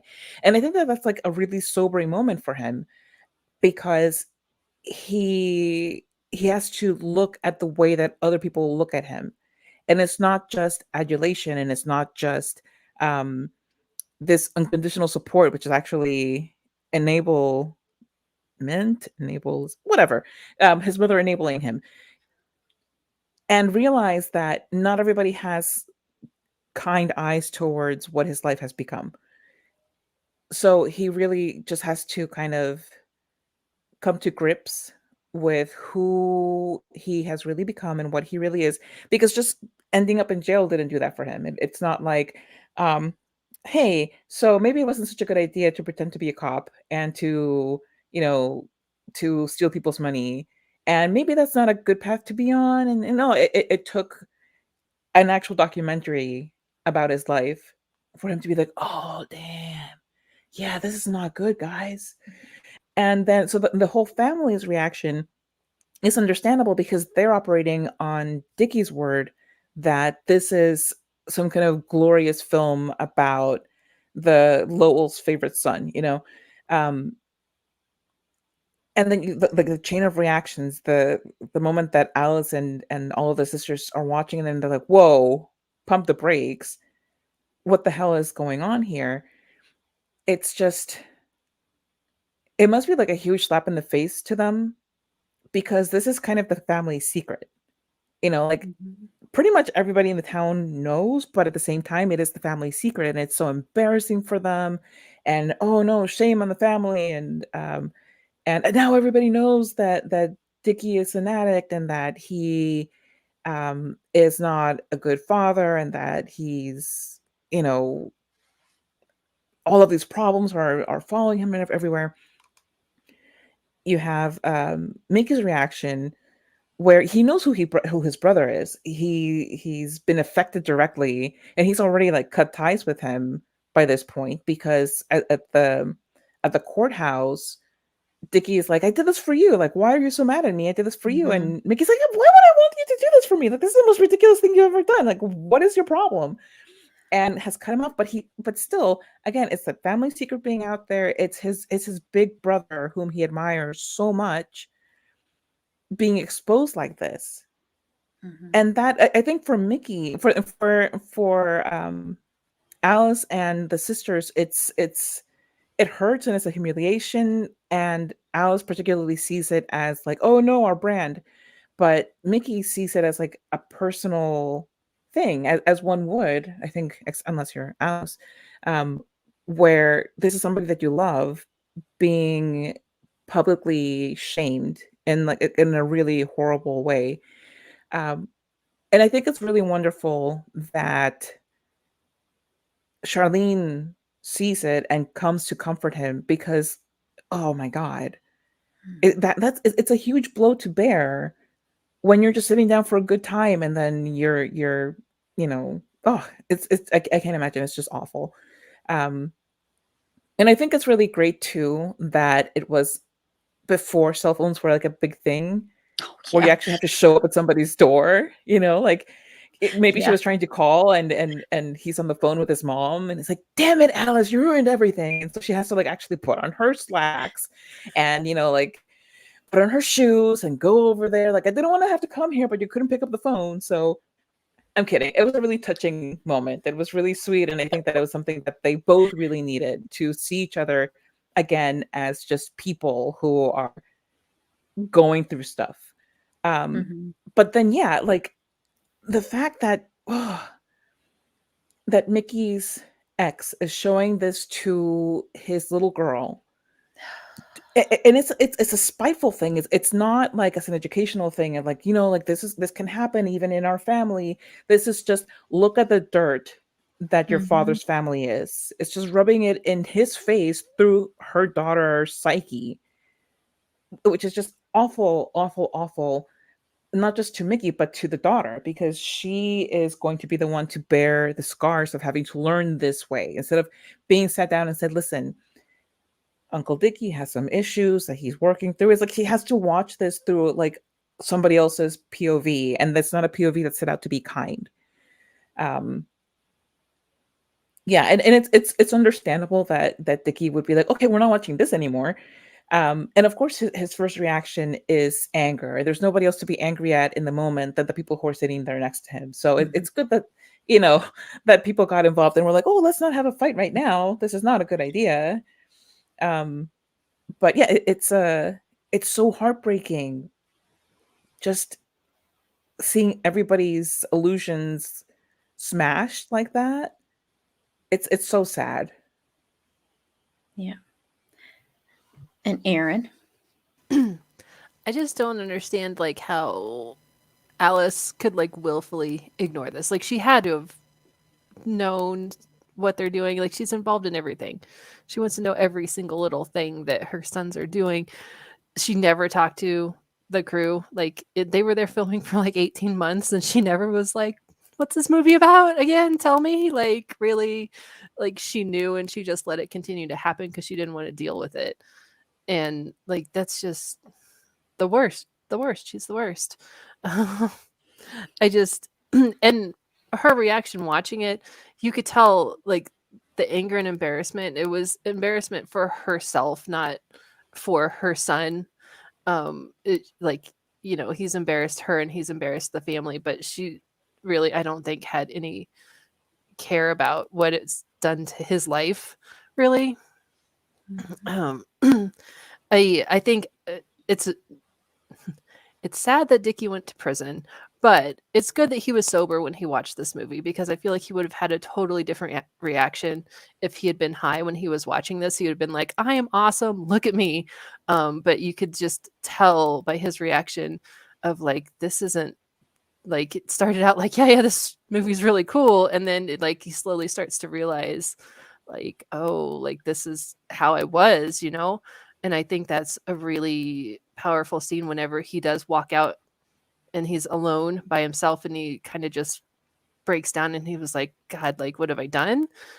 I think that is really important that at least he saw that in a sober state of mind, because I feel like it would have been really, really different if he hadn't. And the fact that Alice's first reaction is to just call Mickey and start screaming at her or at him about like, why didn't you stop this? Like, hello, you're the one that wants to be in charge of everything, but somehow this isn't your fault. Like, really, lady, come on. And I agree. That's one of the best scenes is whenever Charlene just shows up at his door and they don't have to talk. She just hugs him. That just really shows how much they need each other. And I think that was really great. And yeah, his ex is just awful. And it's really sad that like Mickey has to talk to her husband and be like, just let me talk to my kid for a second. Like she's just always just trying to play the kid against him, which doesn't turn out well for the kid. Like that's just bad parenting.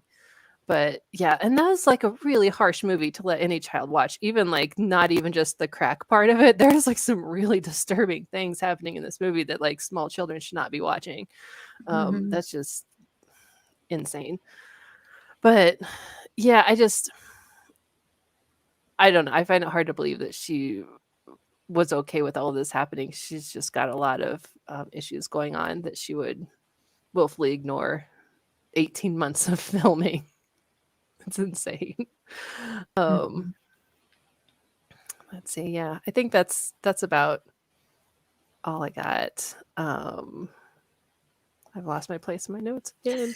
This is what happens when you're at like 4 pages of notes. It's like I need to know my font or something. Jesus. Yeah. Yeah, no, that's all I got.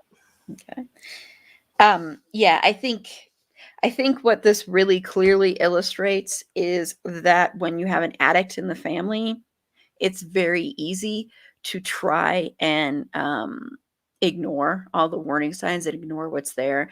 And it's easier to make believe in your head because everybody had to know what this really was about. So it's easier in your head to make believe that this documentary was not about crack addiction, that this documentary was about how great and wonderful Dickie is. And there are scenes shot in here of him doing drugs in the documentary. And so it's not, there's scenes of him talking about the first time he ever did crack. There's scenes of him explicitly about that. So it's not like they never shot scenes about that. It's not like it wasn't there. But I think this clearly shows how, even though this family knows, like you said, Carla, this is their big secret. And even though everybody knows about it, everybody sometimes is vocal about it, it's still a secret. And they even watched this knowing in the back of their minds, knowing the reality of what this was going to be about. But for some reason, they still were like, no, maybe it actually won't be about that. Maybe we'll watch it and magically it's going to be about what Dickie said it's about. Magically, we're going to see some story of how there's this big comeback for Dickie. And it's not about that at all. And I do want to say kudos that they got Dickie's son out of the room and didn't let him watch that, because unlike when they let him be in the courthouse when Dickie was sentenced, finally this was a good thing that they didn't let the son watch this, because that's not something the son needs to see. That son is so Those young. children are going to need so much therapy. I know. Like, I I wonder if hope to God that they've gotten it by now, because wow. yeah. I know. I know. But and watching Alice, I think Alice has this defense mechanism instantly kick in, where I think there's a part of her that goes, "Oh my gosh, I have screwed up everything." And I think she briefly thinks that for 2 seconds, and then she's like, "Okay, who can I blame for this? Because of course this isn't actually, I didn't do any of this. Nothing of this is on me. I didn't know what was going on. So I'm going to blame Mickey. That's the easiest person for me to blame, because that's who she always seems to tend to want to blame, is Mickey." And so she sets out, she wants to do that. And then she's just, she just is in such denial. And here it is right in front of her face. And she's still wanting to deny that this is happening. And watching Dickie, Bale is just so flippin' amazing in this movie. It's so incredible, because I do agree. I'm really glad that he saw this when he was sober, because I think then it really sunk in. And I honestly think watching this led to that scene later with the cake when he decides not to do drugs. I think watching this and seeing who he really is, and seeing himself, and seeing like a mirror image, and seeing what it really is that he does, because if he had been high when he watched it, I don't think it would have computed in his head of what he was really watching. But I think because he was sober, he's watching himself as an addict and seeing what that's really done to him. And I think it's very painful for him. It's a very painful realization. Of course, he's going to lash out in anger, and who he's really angry at is himself. He's angry at himself because of what he's done. He's angry at himself that he put his family in this situation. He's angry at himself that he let himself get filmed in his most vulnerable state, his most bare state, and that he convinced himself that that's not what was happening. And Dickie convinces himself all the time of everything, that things are better than they are, and that he's bigger than he is, and that he's more accomplished than he is. And this was just another example of that to the extreme. I mean, in the very opening scene, when he's, when they're walking around, he's like, HBO's making a movie about me. And he's just so excited about this. And you can tell through the whole thing that the camera crew, when they show the camera crew, they're all kind of like, he has no idea what we're doing, and nobody's accepting what we're doing. And even when we tell them what we're doing, they're not accepting what we're doing. So it's a sad, heartbreaking scene to watch, because you watch everybody go from elation and joy and thrill, and it's this big moment, to just complete devastation. And just, it's like, basically, it's like, those nightmares when you show up and you're naked, and everybody's looking at you, or you show up and you've forgotten your lines or something like that. It's like that to the nth degree. It's everything's laid bare. And this family that is like, they hold on to this mantle of being the pride of Lowell through Dickie and then through Mickey. That's just completely dissolved in this moment. And Dickie, who was like this big celebrity in prison, all of a sudden he becomes like a laughing stock for a minute there, you know. So it's very heartbreaking. It's a very sad scene to watch, but it's very important. I think it kind of just changes a lot of the movie from there on out. That's, I think, the turning point in the film, and I don't think you'd have a lot of the scenes that you have after it if that hadn't happened. But yeah, the mother of Mickey's child is a horrible, awful person. I mean, just awful. And I just felt so bad for his daughter because, oh, that was awful. It's not like he's a horrible person. I mean, it's like, I'm sure she also wasn't happy with her portrayal. I wonder about that. Yeah, I didn't see that, but Maybe she's the only person who was like spot on. Nailed it. You know what? I am awful. You know what? I am awful. Maybe she sees it as like, see what a good mom I am. She's as Oh, deluded yeah. as Maybe. Dickie was when. Yeah, she had the same revelation as Dickie. Like, oh my God, this is me in a movie. This is bad. That's funny. Yeah. Okay. Well, even though I think we all kind of agree it's about boxing, but this really isn't a typical boxing movie because there's very little fighting in this movie, except for a lot of words fighting, but very little like boxing. But there are fight scenes. You know, there's a big, huge match toward the end here. So, what did you think of the fight scenes in this, Carla, when we did get them? Okay, so I'm going to tell you something that you might not realize. Okay, something that you might not be aware of. And that is that I don't know squat about boxing. I know nothing about it. I know you're shocked. Don't lie to us.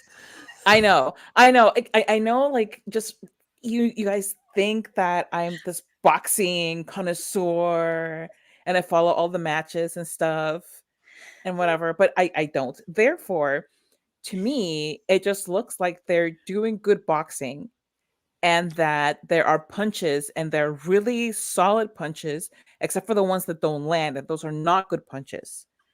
And that also looked realistic when they didn't land and when they did land. Now, as far as them, like when they drop, because they're like punchy, punchy, ow, and then they fall. Punchy, punchy, That ow. seemed like a thing that would actually happen because punches look like they hurt. So that seemed very true to life as well. My favorite punchy, punchy, ow is when Mickey, there's this one guy who everybody's like, no, Mickey, you can't win against him. And Mickey's like, I bet you I can. And then Mickey goes and he's just like, oh, I'm not going to punch you. I'm not going to punch you. I'm going to let you punch me. And, oh, you're slowing down. And now I'm going to come out and punch you. And that was really, really cool. And I like that a lot. And I think that if I did follow boxing, I would be super hype about it. As it stands, I was very hype about it because I didn't know the stakes. And that works really well for me, not knowing the stakes about boxing. It looked very real, although I will say that for all that Mark Wahlberg did an incredible job at looking like a boxer, sometimes he did seem like his punches were a little on the slow side. And that's just as an observer, not as a boxing connoisseur. I will reiterate that. It looked to me like he could have punched it a little faster, moved his feet a little faster. I don't know if that's because he was doing it exactly like Mick was doing it, or if it's just a Mark Wahlberg thing. But those are my takeaways from the boxing portions of the film that are mostly not about boxing. Thank you for your time.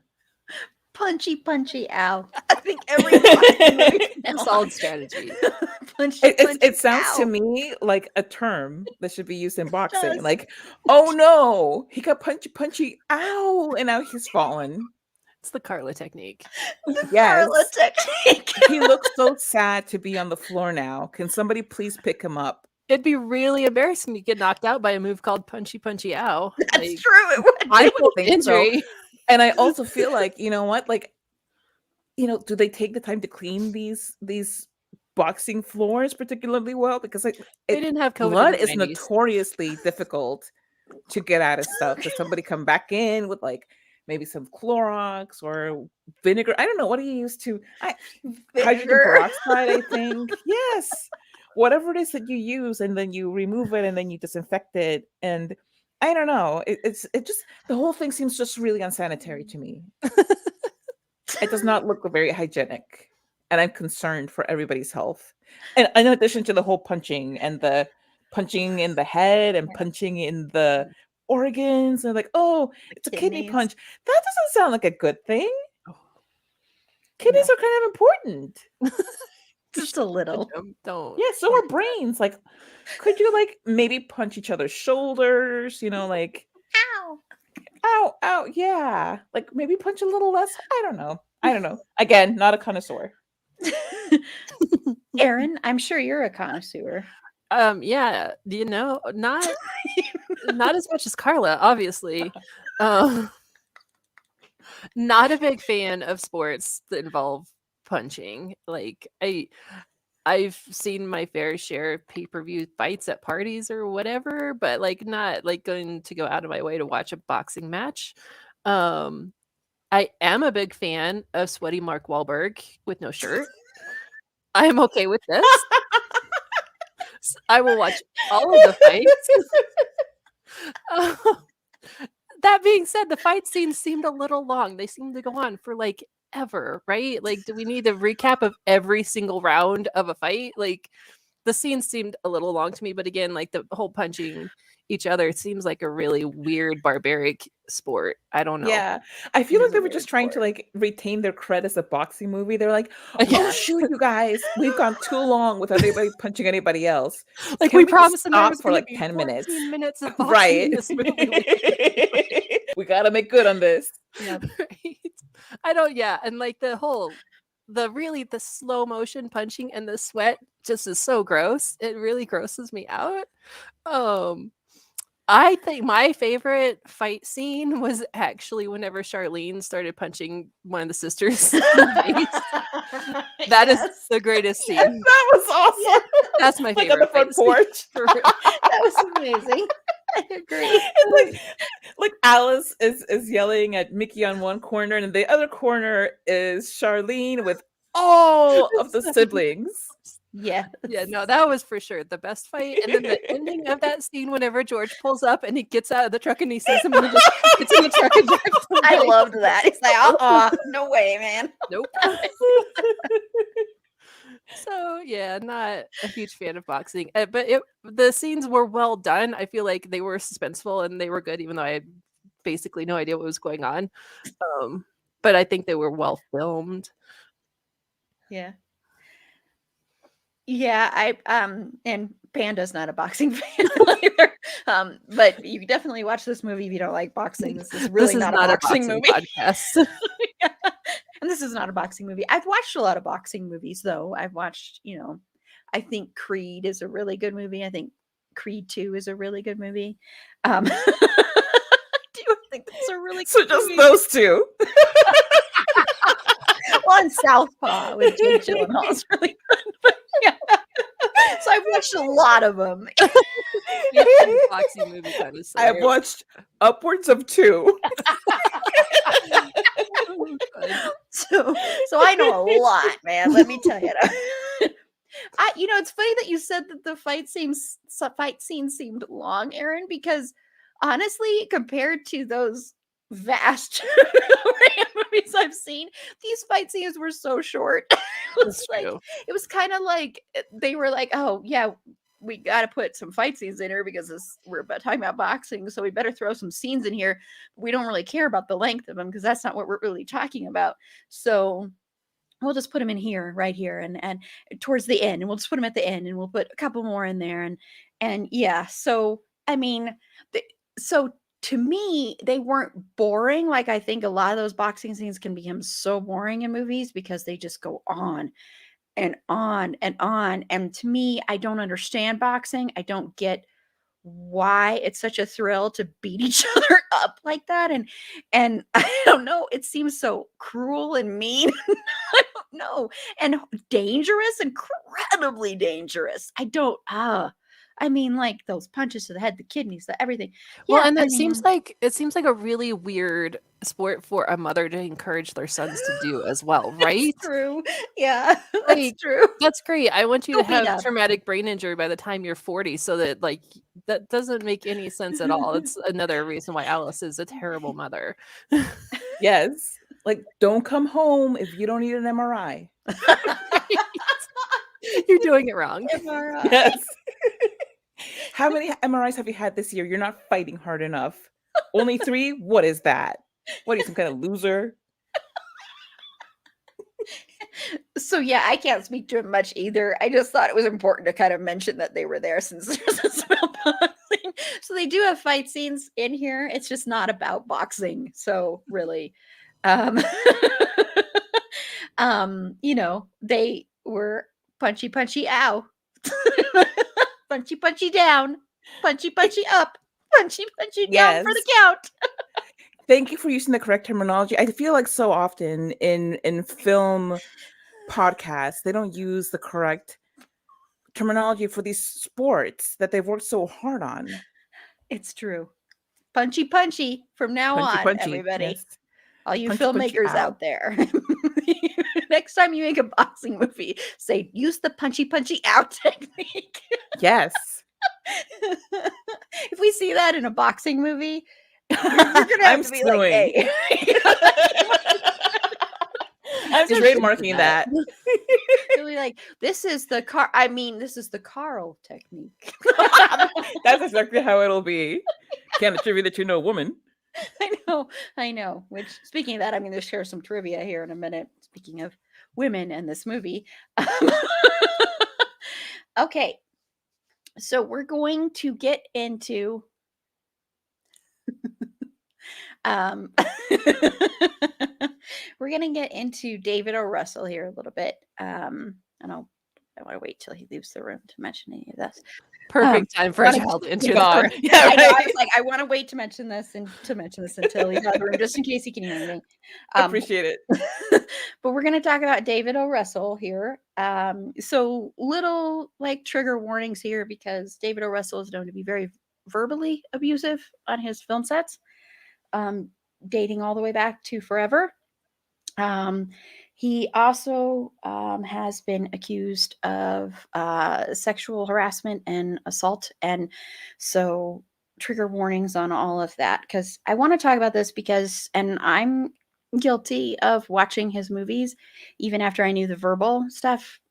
Didn't know the sexual assault stuff, but after the verbal stuff, because like I've said, he makes movies that are actually totally up my alley. Famously, when it first came out that he was like this, was actually George Clooney. George Clooney made Three Kings, which I think is a fantastic film. I'm sorry, I do, with also with Mark Wahlberg and with Ice Cube. And it's all about in Desert Storm, and they're stealing all this money, and it's a really, really well done movie. But, and this is very notorious, George Clooney went after kept saying to David O. Russell, you need to stop being an asshole, basically. And said, look, you've got to stop yelling at the crew, because he was yelling at the crew all the time. It's just another reason to love George. And he has been very vocal about that, how awful David O. Russell is. And David O. Russell hates George Clooney. And so they don't like each other because George Clooney called him on his stuff. And like I said before, earlier, when they were making American Hustle, which was the second time that Amy Ryan was in a movie of his, Amy Adams, sorry, not Amy Ryan, that's another actress. When Amy Adams was in that one, she talked very openly about how she would be crying a lot, and he was very cruel to her, and Christian Bale had to step in and say, stop being an asshole. But these people still make movies with him. So it's like, we love you, Christian, but you're filming a movie with him right now. So it's like all these people come out and say how horrible he is, and they continue to make, and I continue to watch him, and he continues to get award nominations, and people continue to look forward to him, and everybody knows what a piece of shit he is.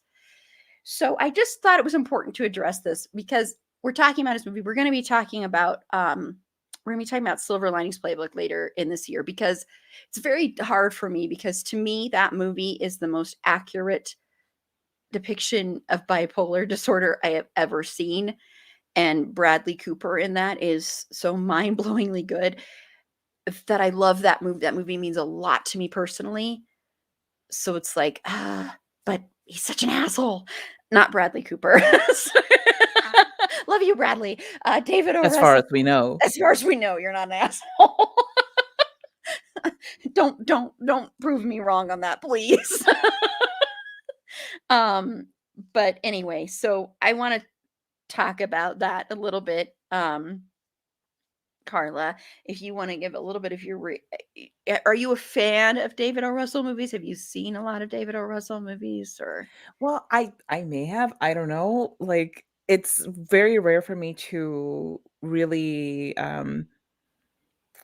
pay attention to who's directing stuff. It's just one of those things where I'm unfortunately okay, I'm more knowledgeable about that than I am about boxing, but it's not a big difference.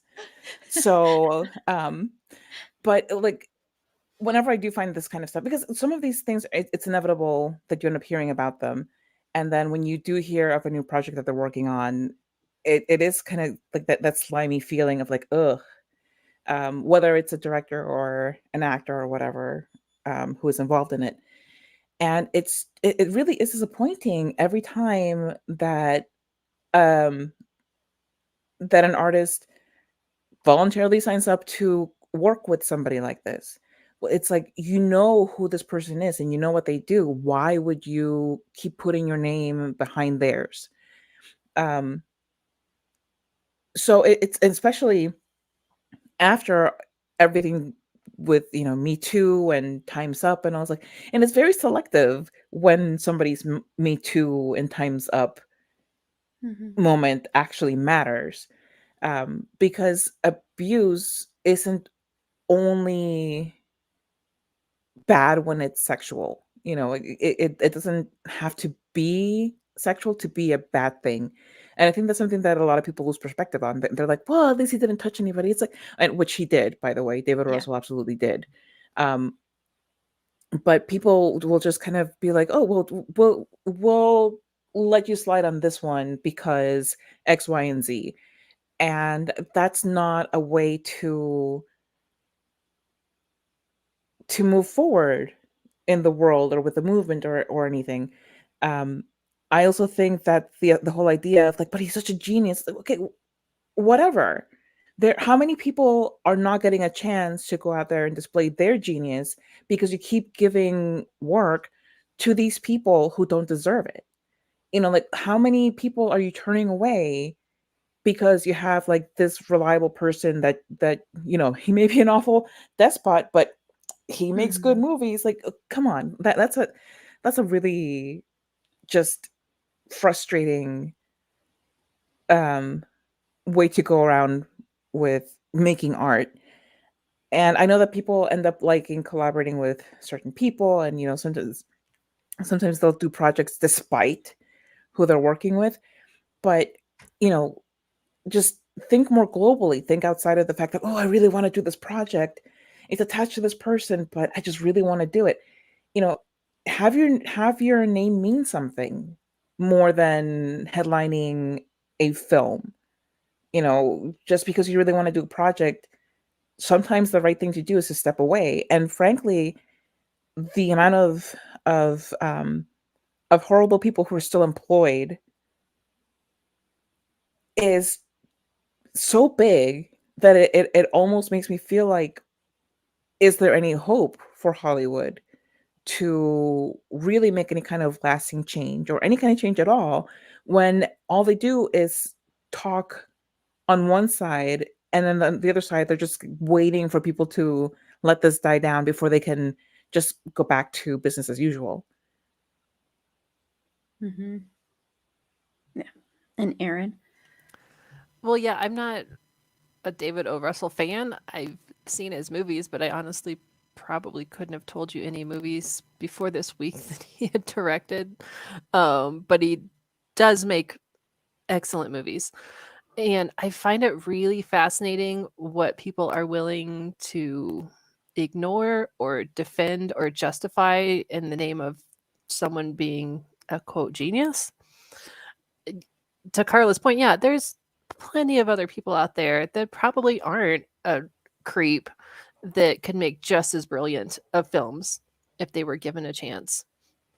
And it makes me wonder, like, I get, okay, this is an amazing script. Like, I want to be in this movie, whatever. I've got thick skin. I can deal with the yelling because I'm a big famous actor. If he treats the big famous actors like this, that's a choice that you've made to be in this. You're a millionaire. You can choose what movies you're in. But it makes me really sad for the rest of the crew that don't really have the option to choose to work with this man or not. And if he's going to treat these hugely famous people like this, what's he treating the rest of the crew like, you know? And how is this okay with everybody in Hollywood? I know it happens like constantly all of the time, but it blows my mind that this is still acceptable behavior for people. Sorry, the dog is like freaking out. But yeah, it's just, I don't know, it's just crazy to think about how this is still acceptable now. It just kind of makes me sad. Yeah, yeah, and I mean, I'm part of the problem when it comes to his movies because I do watch them. And like I said, I'm a big fan of some of them. Um, I think, there's a big problem in Hollywood that has always been there where a lot of people kind of think this is the way a director should be. This is what directing is. Directing is you're a jerk and you're an asshole and you treat people like crap and you yell and you scream. And it's because it has been accepted for so long and people have just been like, this is just the way it is. And this is not like a regular business where, and this happens in regular businesses all the time too. But a lot of people just think that, like, like uh, this is what you have to put up with. This is just part of the price you pay for being in this industry. And you saw that with IATSE and everything with that, and everybody trying to get, because it's not just David O. Russell. It's thousands of people that do this: producers, production companies, directors, actors. All these people do this. There's a lot of abuse in Hollywood, and excuse me, sorry. And even with Time's Up and Me Too, it was like, okay, for a few minutes we'll be okay about this and we'll get a few people out, but whatever. And it's like, it's kind of like reminiscent of when you look at it, Dickie's drug addiction that nobody wants to look at, and this that is the big huge secret that is not a secret because nobody wants to really look at it. I wish I could remember his name. I mentioned it before, but there's this big producer that he was very abusive to all his assistants, would throw like computers at them, throw things at them. And recently there was a big article published about him and how abusive he was. And there's a really small independent movie that sadly, this was years and years ago, the abusive producer is portrayed by Kevin Spacey, who's an absolute scumbag. But they always said that this was based on this guy, and I wish I could remember this guy's name. I can't remember it now. But so these people are everywhere, and they still get to do what they do because people hide behind that genius that, oh, this is just part of being a genius, is you're going to be destructive. It's just like, the only way you can make art is through pain, which is bullshit. So it perpetuates that. And when people keep working with them, even though they've witnessed that abuse, maybe they've even been on the other end of that abuse, they've experienced that abuse, and they still keep working with them, it's kind of saying, well, we know they're horrible, but we're just going to excuse it because we love working with them. And I want to say is, even though I'm a fan of his movies, I think what makes and why he gets away with a lot of this, not just because of the people he surrounds him with, the actors, but the performances are what make these movies. It's not necessarily the movie, it's a lot of it is the performances that are great and wonderful, and that's what makes them. Like in this movie, it's easy to kind of forget with the plot but it's not, it's hard to forget the performances, especially from Bale. So, that's the big thing. And so it's hard. It's hard because, there also will be those times that before you know who the person is, and they might have made something you loved, and, how do you separate that? We've talked about that a lot. Like with Buffy, we talked about it a lot with Joss Whedon, and how, and of course a lot of Harry Potter fans struggle with that a lot with J.K. Rowling. And can you still love the art when the artist is so horrible? When the person who created that art that you love, or is a part of that art you love, or stars in that art you love, or plays a character that you love, and yet that person is horrible and a disgusting person. It's a very difficult thing. And I think, it happened recently with West Side Story. And the main guy in that, and can't remember his name, he doesn't even need to be known, but I mean, he's horrible and awful, and he is a predator. And he also is not a good actor. So there's that too. Seriously, he has no charisma. So I mean, but so you have that question too of like, I wasn't a fan of the movie, and I'm not a fan of that story at all, because it's, like Romeo and Juliet, and I hate that story. So I do. I think that's the most toxic love story in the whole entire world, frankly. But yeah, so it's a hard thing, and I know that I completely know that I'm a big hypocrite because of the fact that I do love a lot of his movies. Um, and and because, Silver Linings Playbook is a very, very important movie to me personally. So it's very hard, because it's hard to be like, I can't love this movie anymore. I don't know, but a lot of that is because of that portrayal means so much to me, to see myself through someone. And Bradley Cooper still should have won that Academy Award, but and he still should have been nominated for A Star Is Born, but that's a totally different thing. That's a whole different episode. I mean, for director, not because he was nominated for actor, but that's a totally different thing. So yeah, and that movie that's filming right now, that you are in, Christian, and that you are in, Bradley, and that you are in, like, basically every single person in Hollywood is in this movie. Mm-hmm. It's every single person is in this movie. And from what I've heard from people, you're not a bad person, Christian. You're not a bad person, Just like Bradley, he happens to associate with but terrible baby, you people. should not be doing movies Yeah, with maybe pseudonyms. think about that for a Yes. couple of decades. Yes. And I know Mark Wahlberg was actually very hesitant to have David or Russell direct this movie, by the way. So and I want to say this has nothing to do with necessarily David or Russell. This has to do with more sexism. There were two women who wanted to direct this movie. Catherine Hardwicke and Lexi Alexander wanted to direct this movie. And they were refused a meeting. They didn't even get a meeting with the producers, including you, Mark Wahlberg, because they did not want a woman to direct this movie. Which is ridiculous. Give me a fucking break. Lexi Alexander has trained stunt people. She's been a stunt person. She has like I don't know what degree she is and what martial art, but she is a martial artist of like high caliber. She's also an awesome director who directed the Best Punisher film. So you're telling me that a woman can't direct a film about boxing? Come on.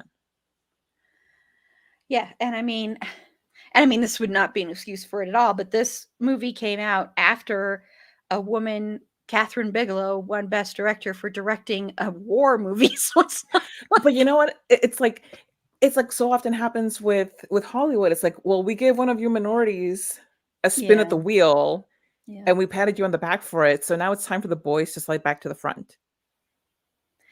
Yeah. Yeah, I mean, I just wanted to make sure to share that because when I read that, I was furious because I they both could have easily directed this movie. I mean, there's no way they couldn't have, and especially with both of their pedigrees. I mean, anyway. It's bananas. Yeah, I mean, it sadly doesn't shock me, but it's still very sad because, and like we said, this if they were if they were saying that because there's boxing in this movie, like we said, there's not really much boxing in this movie, so you can't use that as your excuse. Ugh, it's Catherine ridiculous. Hardwicke directed a movie very early on in her career that had a lot to do with drugs and drug abuse, and she also directed a movie about skateboarding that also had a lot to do with drug abuse and other kind of things, and that was mainly primarily a male cast. So I mean, that's just bullshit. Anyway, so that so pissed me off when I read that they wouldn't even meet Yeah. with them. That's the other thing, is that they wouldn't even meet with them. You can't even meet with them for The 2 fragile seconds. male ego. Yeah. Right? Yeah. Yeah, it is a very sad world we live in when this still happens. Yeah. I mean, this still happens today, so this isn't like something that, I mean, anyway, so I don't want to end on a completely negative note. Man, we have been going for a long time with this one. I'm going to have fun editing this. Just slap it together and just like throw it on there. Be like, congratulations, world. We are not going over 2 hours anymore this year. This is the punishment for the fact that the machinist was so short. See, it evens out. If you really average it out, it's fine. Yes. On average. So there's a lot of music, and I think the music in here is amazing and awesome, and I love the music in here. I just want to say that. So that's why I put this on here. I want to know what your favorite needle drop is in this movie, Carla. Okay, well, for me, it has to be "Here I Go Again" by Whitesnake. It's a classic song, and it's like in the right moment, and I just love everything about it. And Dickie is training Mickey, and it comes on right as they're like about to go out there. And I think it's I mean it's a great pump you up kind of song. I also think it's kind of funny that it's "Here I Go Again on my own, going down the only road I've ever known." It's like a really kind of sad lyric when you're like trying to pump up a crowd. It's like no wonder the crowd was rooting against you. It had nothing to do with the fact that they liked the other boxer better. This just this song was kind of a bummer. Like, could you have picked something else? Something that's like, hey, I have my whole family and we're going out boxing. We're gonna punch people in the face. Gonna go punchy punchy ow till they fall down. No, it's "Here I Go Again on my own, going down the only road I've ever known." How sad! I want to cry for you. Ouch. Wow. Punchy out of my heart.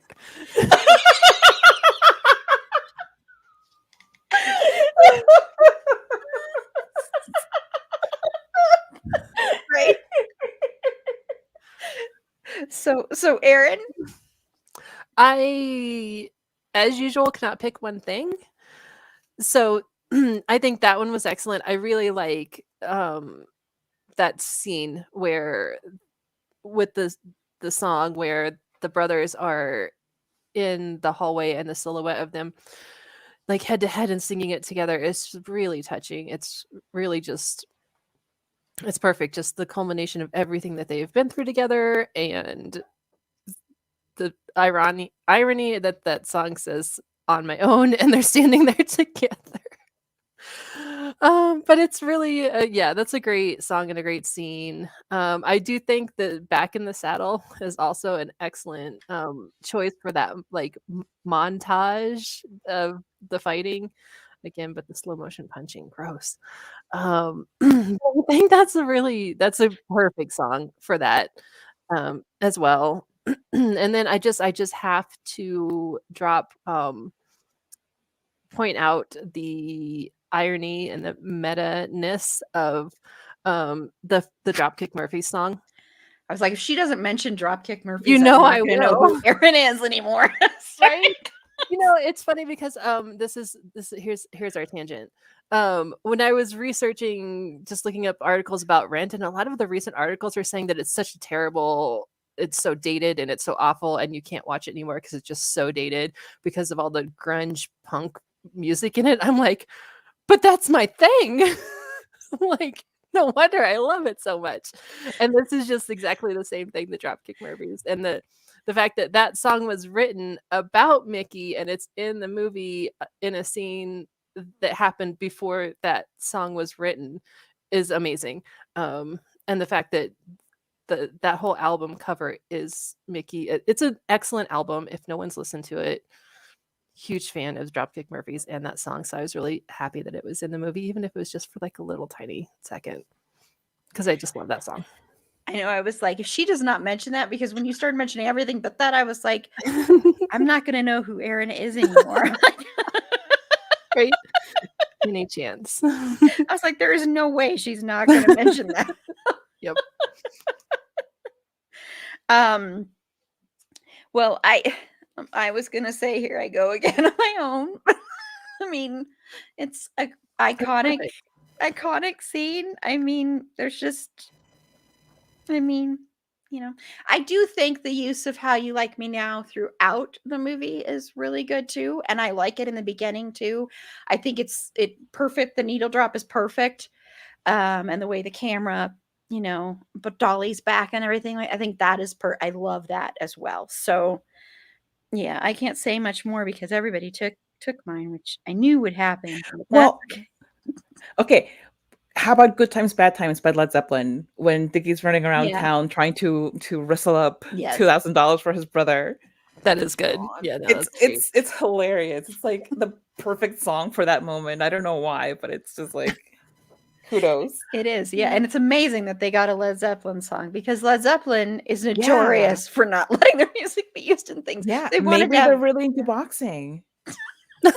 That could be it. Definitely, they're really into it. That's gotta be like, I love boxing. I love the punchy, ow. Oh, but okay, I started a joke. I'm just really excited that they had like a Bee Gees moment because it's a beautiful song. And yes, he sings it to manipulate his mom, but then they start singing it together. And Christian Bale, like if you forgot that he has a lovely voice, there's your reminder. Christian Bale, you know, like I know deep down in your heart you want to do a musical. Don't lie to us. Well, you know, he was originally going to, for a while there, he was going to do A Star Is Born. He was going to be in A Star Is Born at one point. Oh my God. Can you imagine that? Wow. That would have been the most intense A Star Is Born ever. Oh my God. I think I don't know if I'd be able to handle it. I would love to see that. Jeez. Like him as a country style crooner. Like I'm just thinking of like the Bradley Cooper version. Just like yeah. Okay, sure. What kind of prep would that involve? That's great. Yeah. And I mean, I wouldn't want anyone else to be in it though, because I love Bradley Cooper in that movie so dang much. You know, you're all very lucky I did not have a podcast out of that time. You're all very lucky. Would have been like 13 episodes just in that movie. Yeah, I would be like, we're doing another special episode on The Star Is Born. Yes. Sorry, now I forgot what I was going to say. Oh, if you really want to hear Christian Bale singing, go watch the clip of him singing the Powerpuff Girls. Yes. You heard that? I love that. I love that. I was watching the full clip of that because he's actually there with Mark Wahlberg. And I guess on that show, I can't remember his name now. He's a film reviewer and stuff. And he likes to end with people singing. And so he said that. And Christian Bale's like, I'm not singing. I have said I'm never singing again. And then Mark Wahlberg is like, I don't know. And then Christian Bale's like, the only thing going through my head. And then that's when he sings the Powerpuff thing. It's so funny. And then what you don't see in the clip that the TikTok thing that I shared is that then the guy who's interviewing him says, oh yeah, no, I know that. Although I don't believe if he necessarily did. And then Mark Wahlberg's looking at him like, what? And he's like, come on, you have to have heard this. He's He's like, I have a daughter. This is all I hear Right. ever. I was gonna say, it's like Mark Wahlberg. I'm sure you have kids. He I'm does. pretty That's how they know sure. each other. So it's like, Don't lie. yeah, Christian Bale's like, I'm always walking around singing that song. So go listen to that. And Christian, go do a rock movie where you're a rock star. I want to see you be a rock star. I know you did You Velvet just Goldmine. short-circuited me. I know, it'd be so awesome. I know you did Velvet Goldmine, but you were the reporter. You were not one of the rock stars in there. So go be a rock star. I know you don't want, it doesn't have to be a musical. You can just be a rock star. Look at Carla. Carla has totally short circuited with that idea.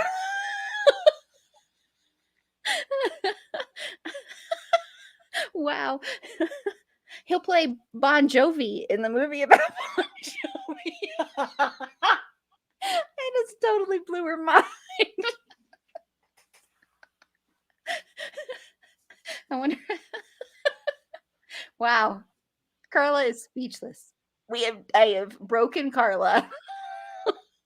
I've completely broken Carla. Okay, well, I've broken Carla.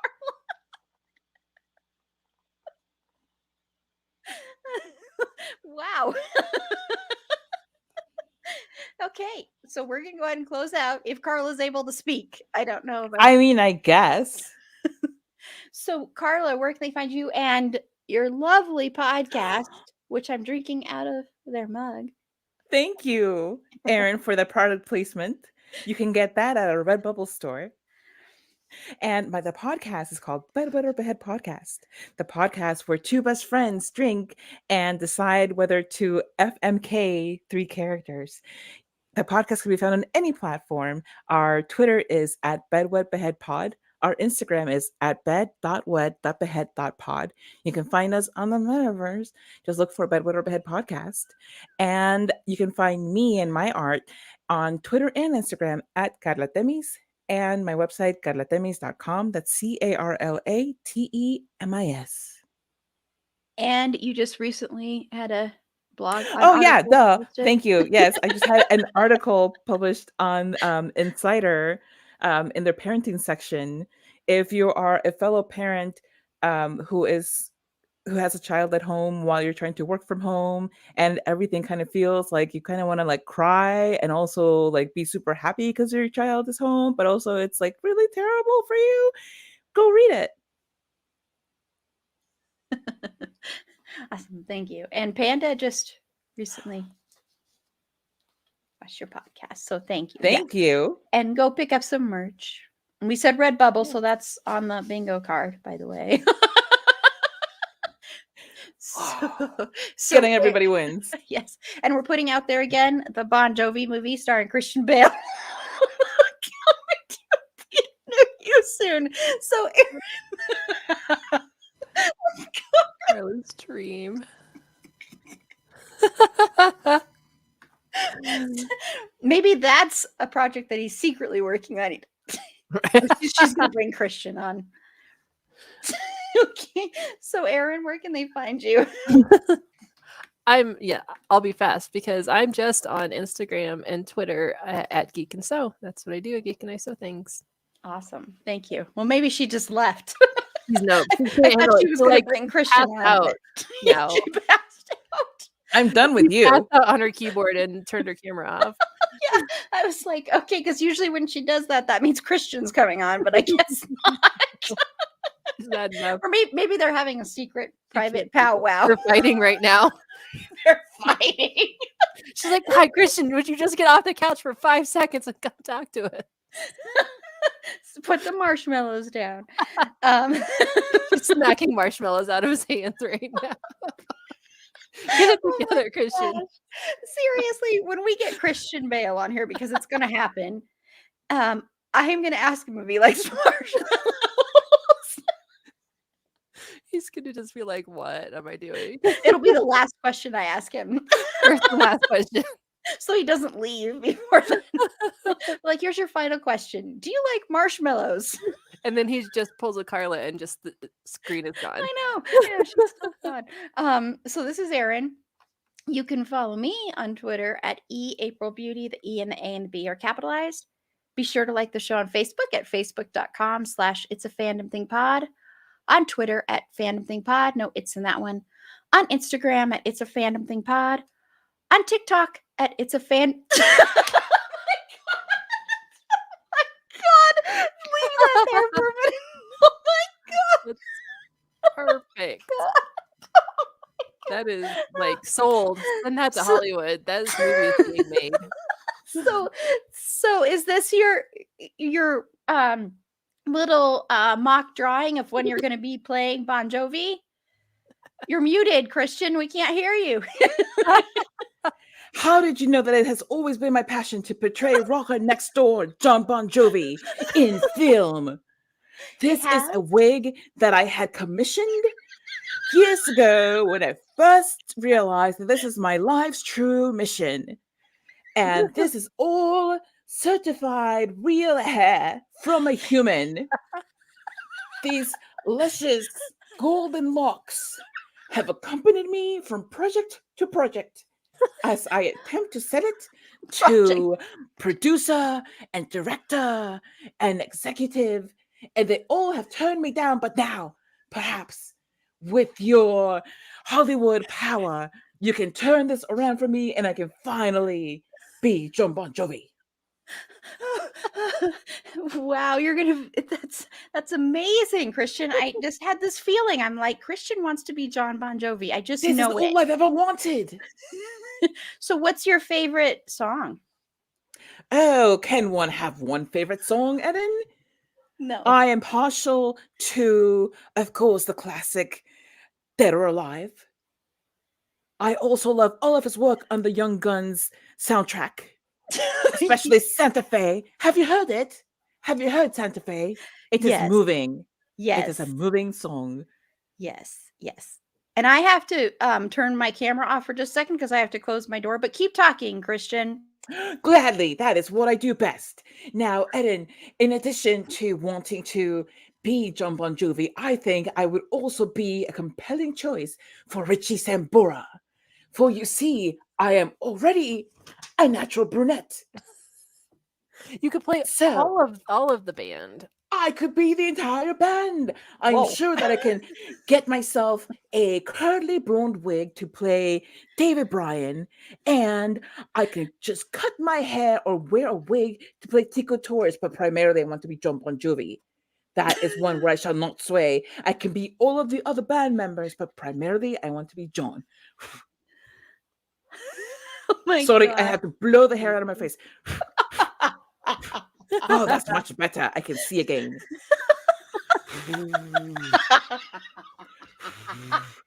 Oh my God, Christian. I must go now. This wig is very delicate, and Okay. it must not be exposed to the Florida humidity for too long. Ta-ta! Ta-ta. God. Oh my God. Wow. I'm glad we tapped into his dream. See, we're just the best for you, Christian. You really called it. I can't believe I knew that was his dream. Okay, well, so anyway,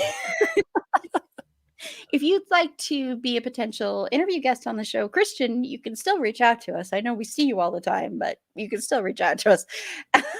It's a fandomthingpod@gmail.com. And on our next podcast episode, if you're watching this live stream before Friday, we have a fantastic interview with writer Patricia Dunn, who wrote this amazing novel, Last Stop on the Six. I highly, highly recommend this. And it was a fantastic conversation. She's a really awesome person. She's a fantastic writer, and I just really enjoyed talking to her. So I'm excited to bring that to you. On our next Christian Bale episodes, we're wrapping up Christian Bale month, which seems so weird to me. I feel like we just started Christian Bale month. I'm kind of sad to be wrapping it up. I'll be quite honest. I've had a lot of fun watching and studying. You're sad because you'll have fewer appearances of his. Yes, that's the real reason I'm sad.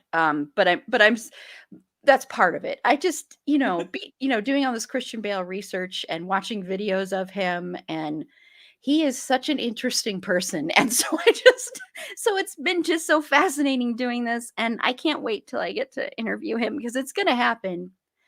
I mean, I will be intimidated the whole time, I'm sure, but it will happen. um, and it will be a fascinating thing. And I've said fascinating like 10 times. Sorry. It just it could be so interesting. But we're going to wrap up. Well, that's a twist.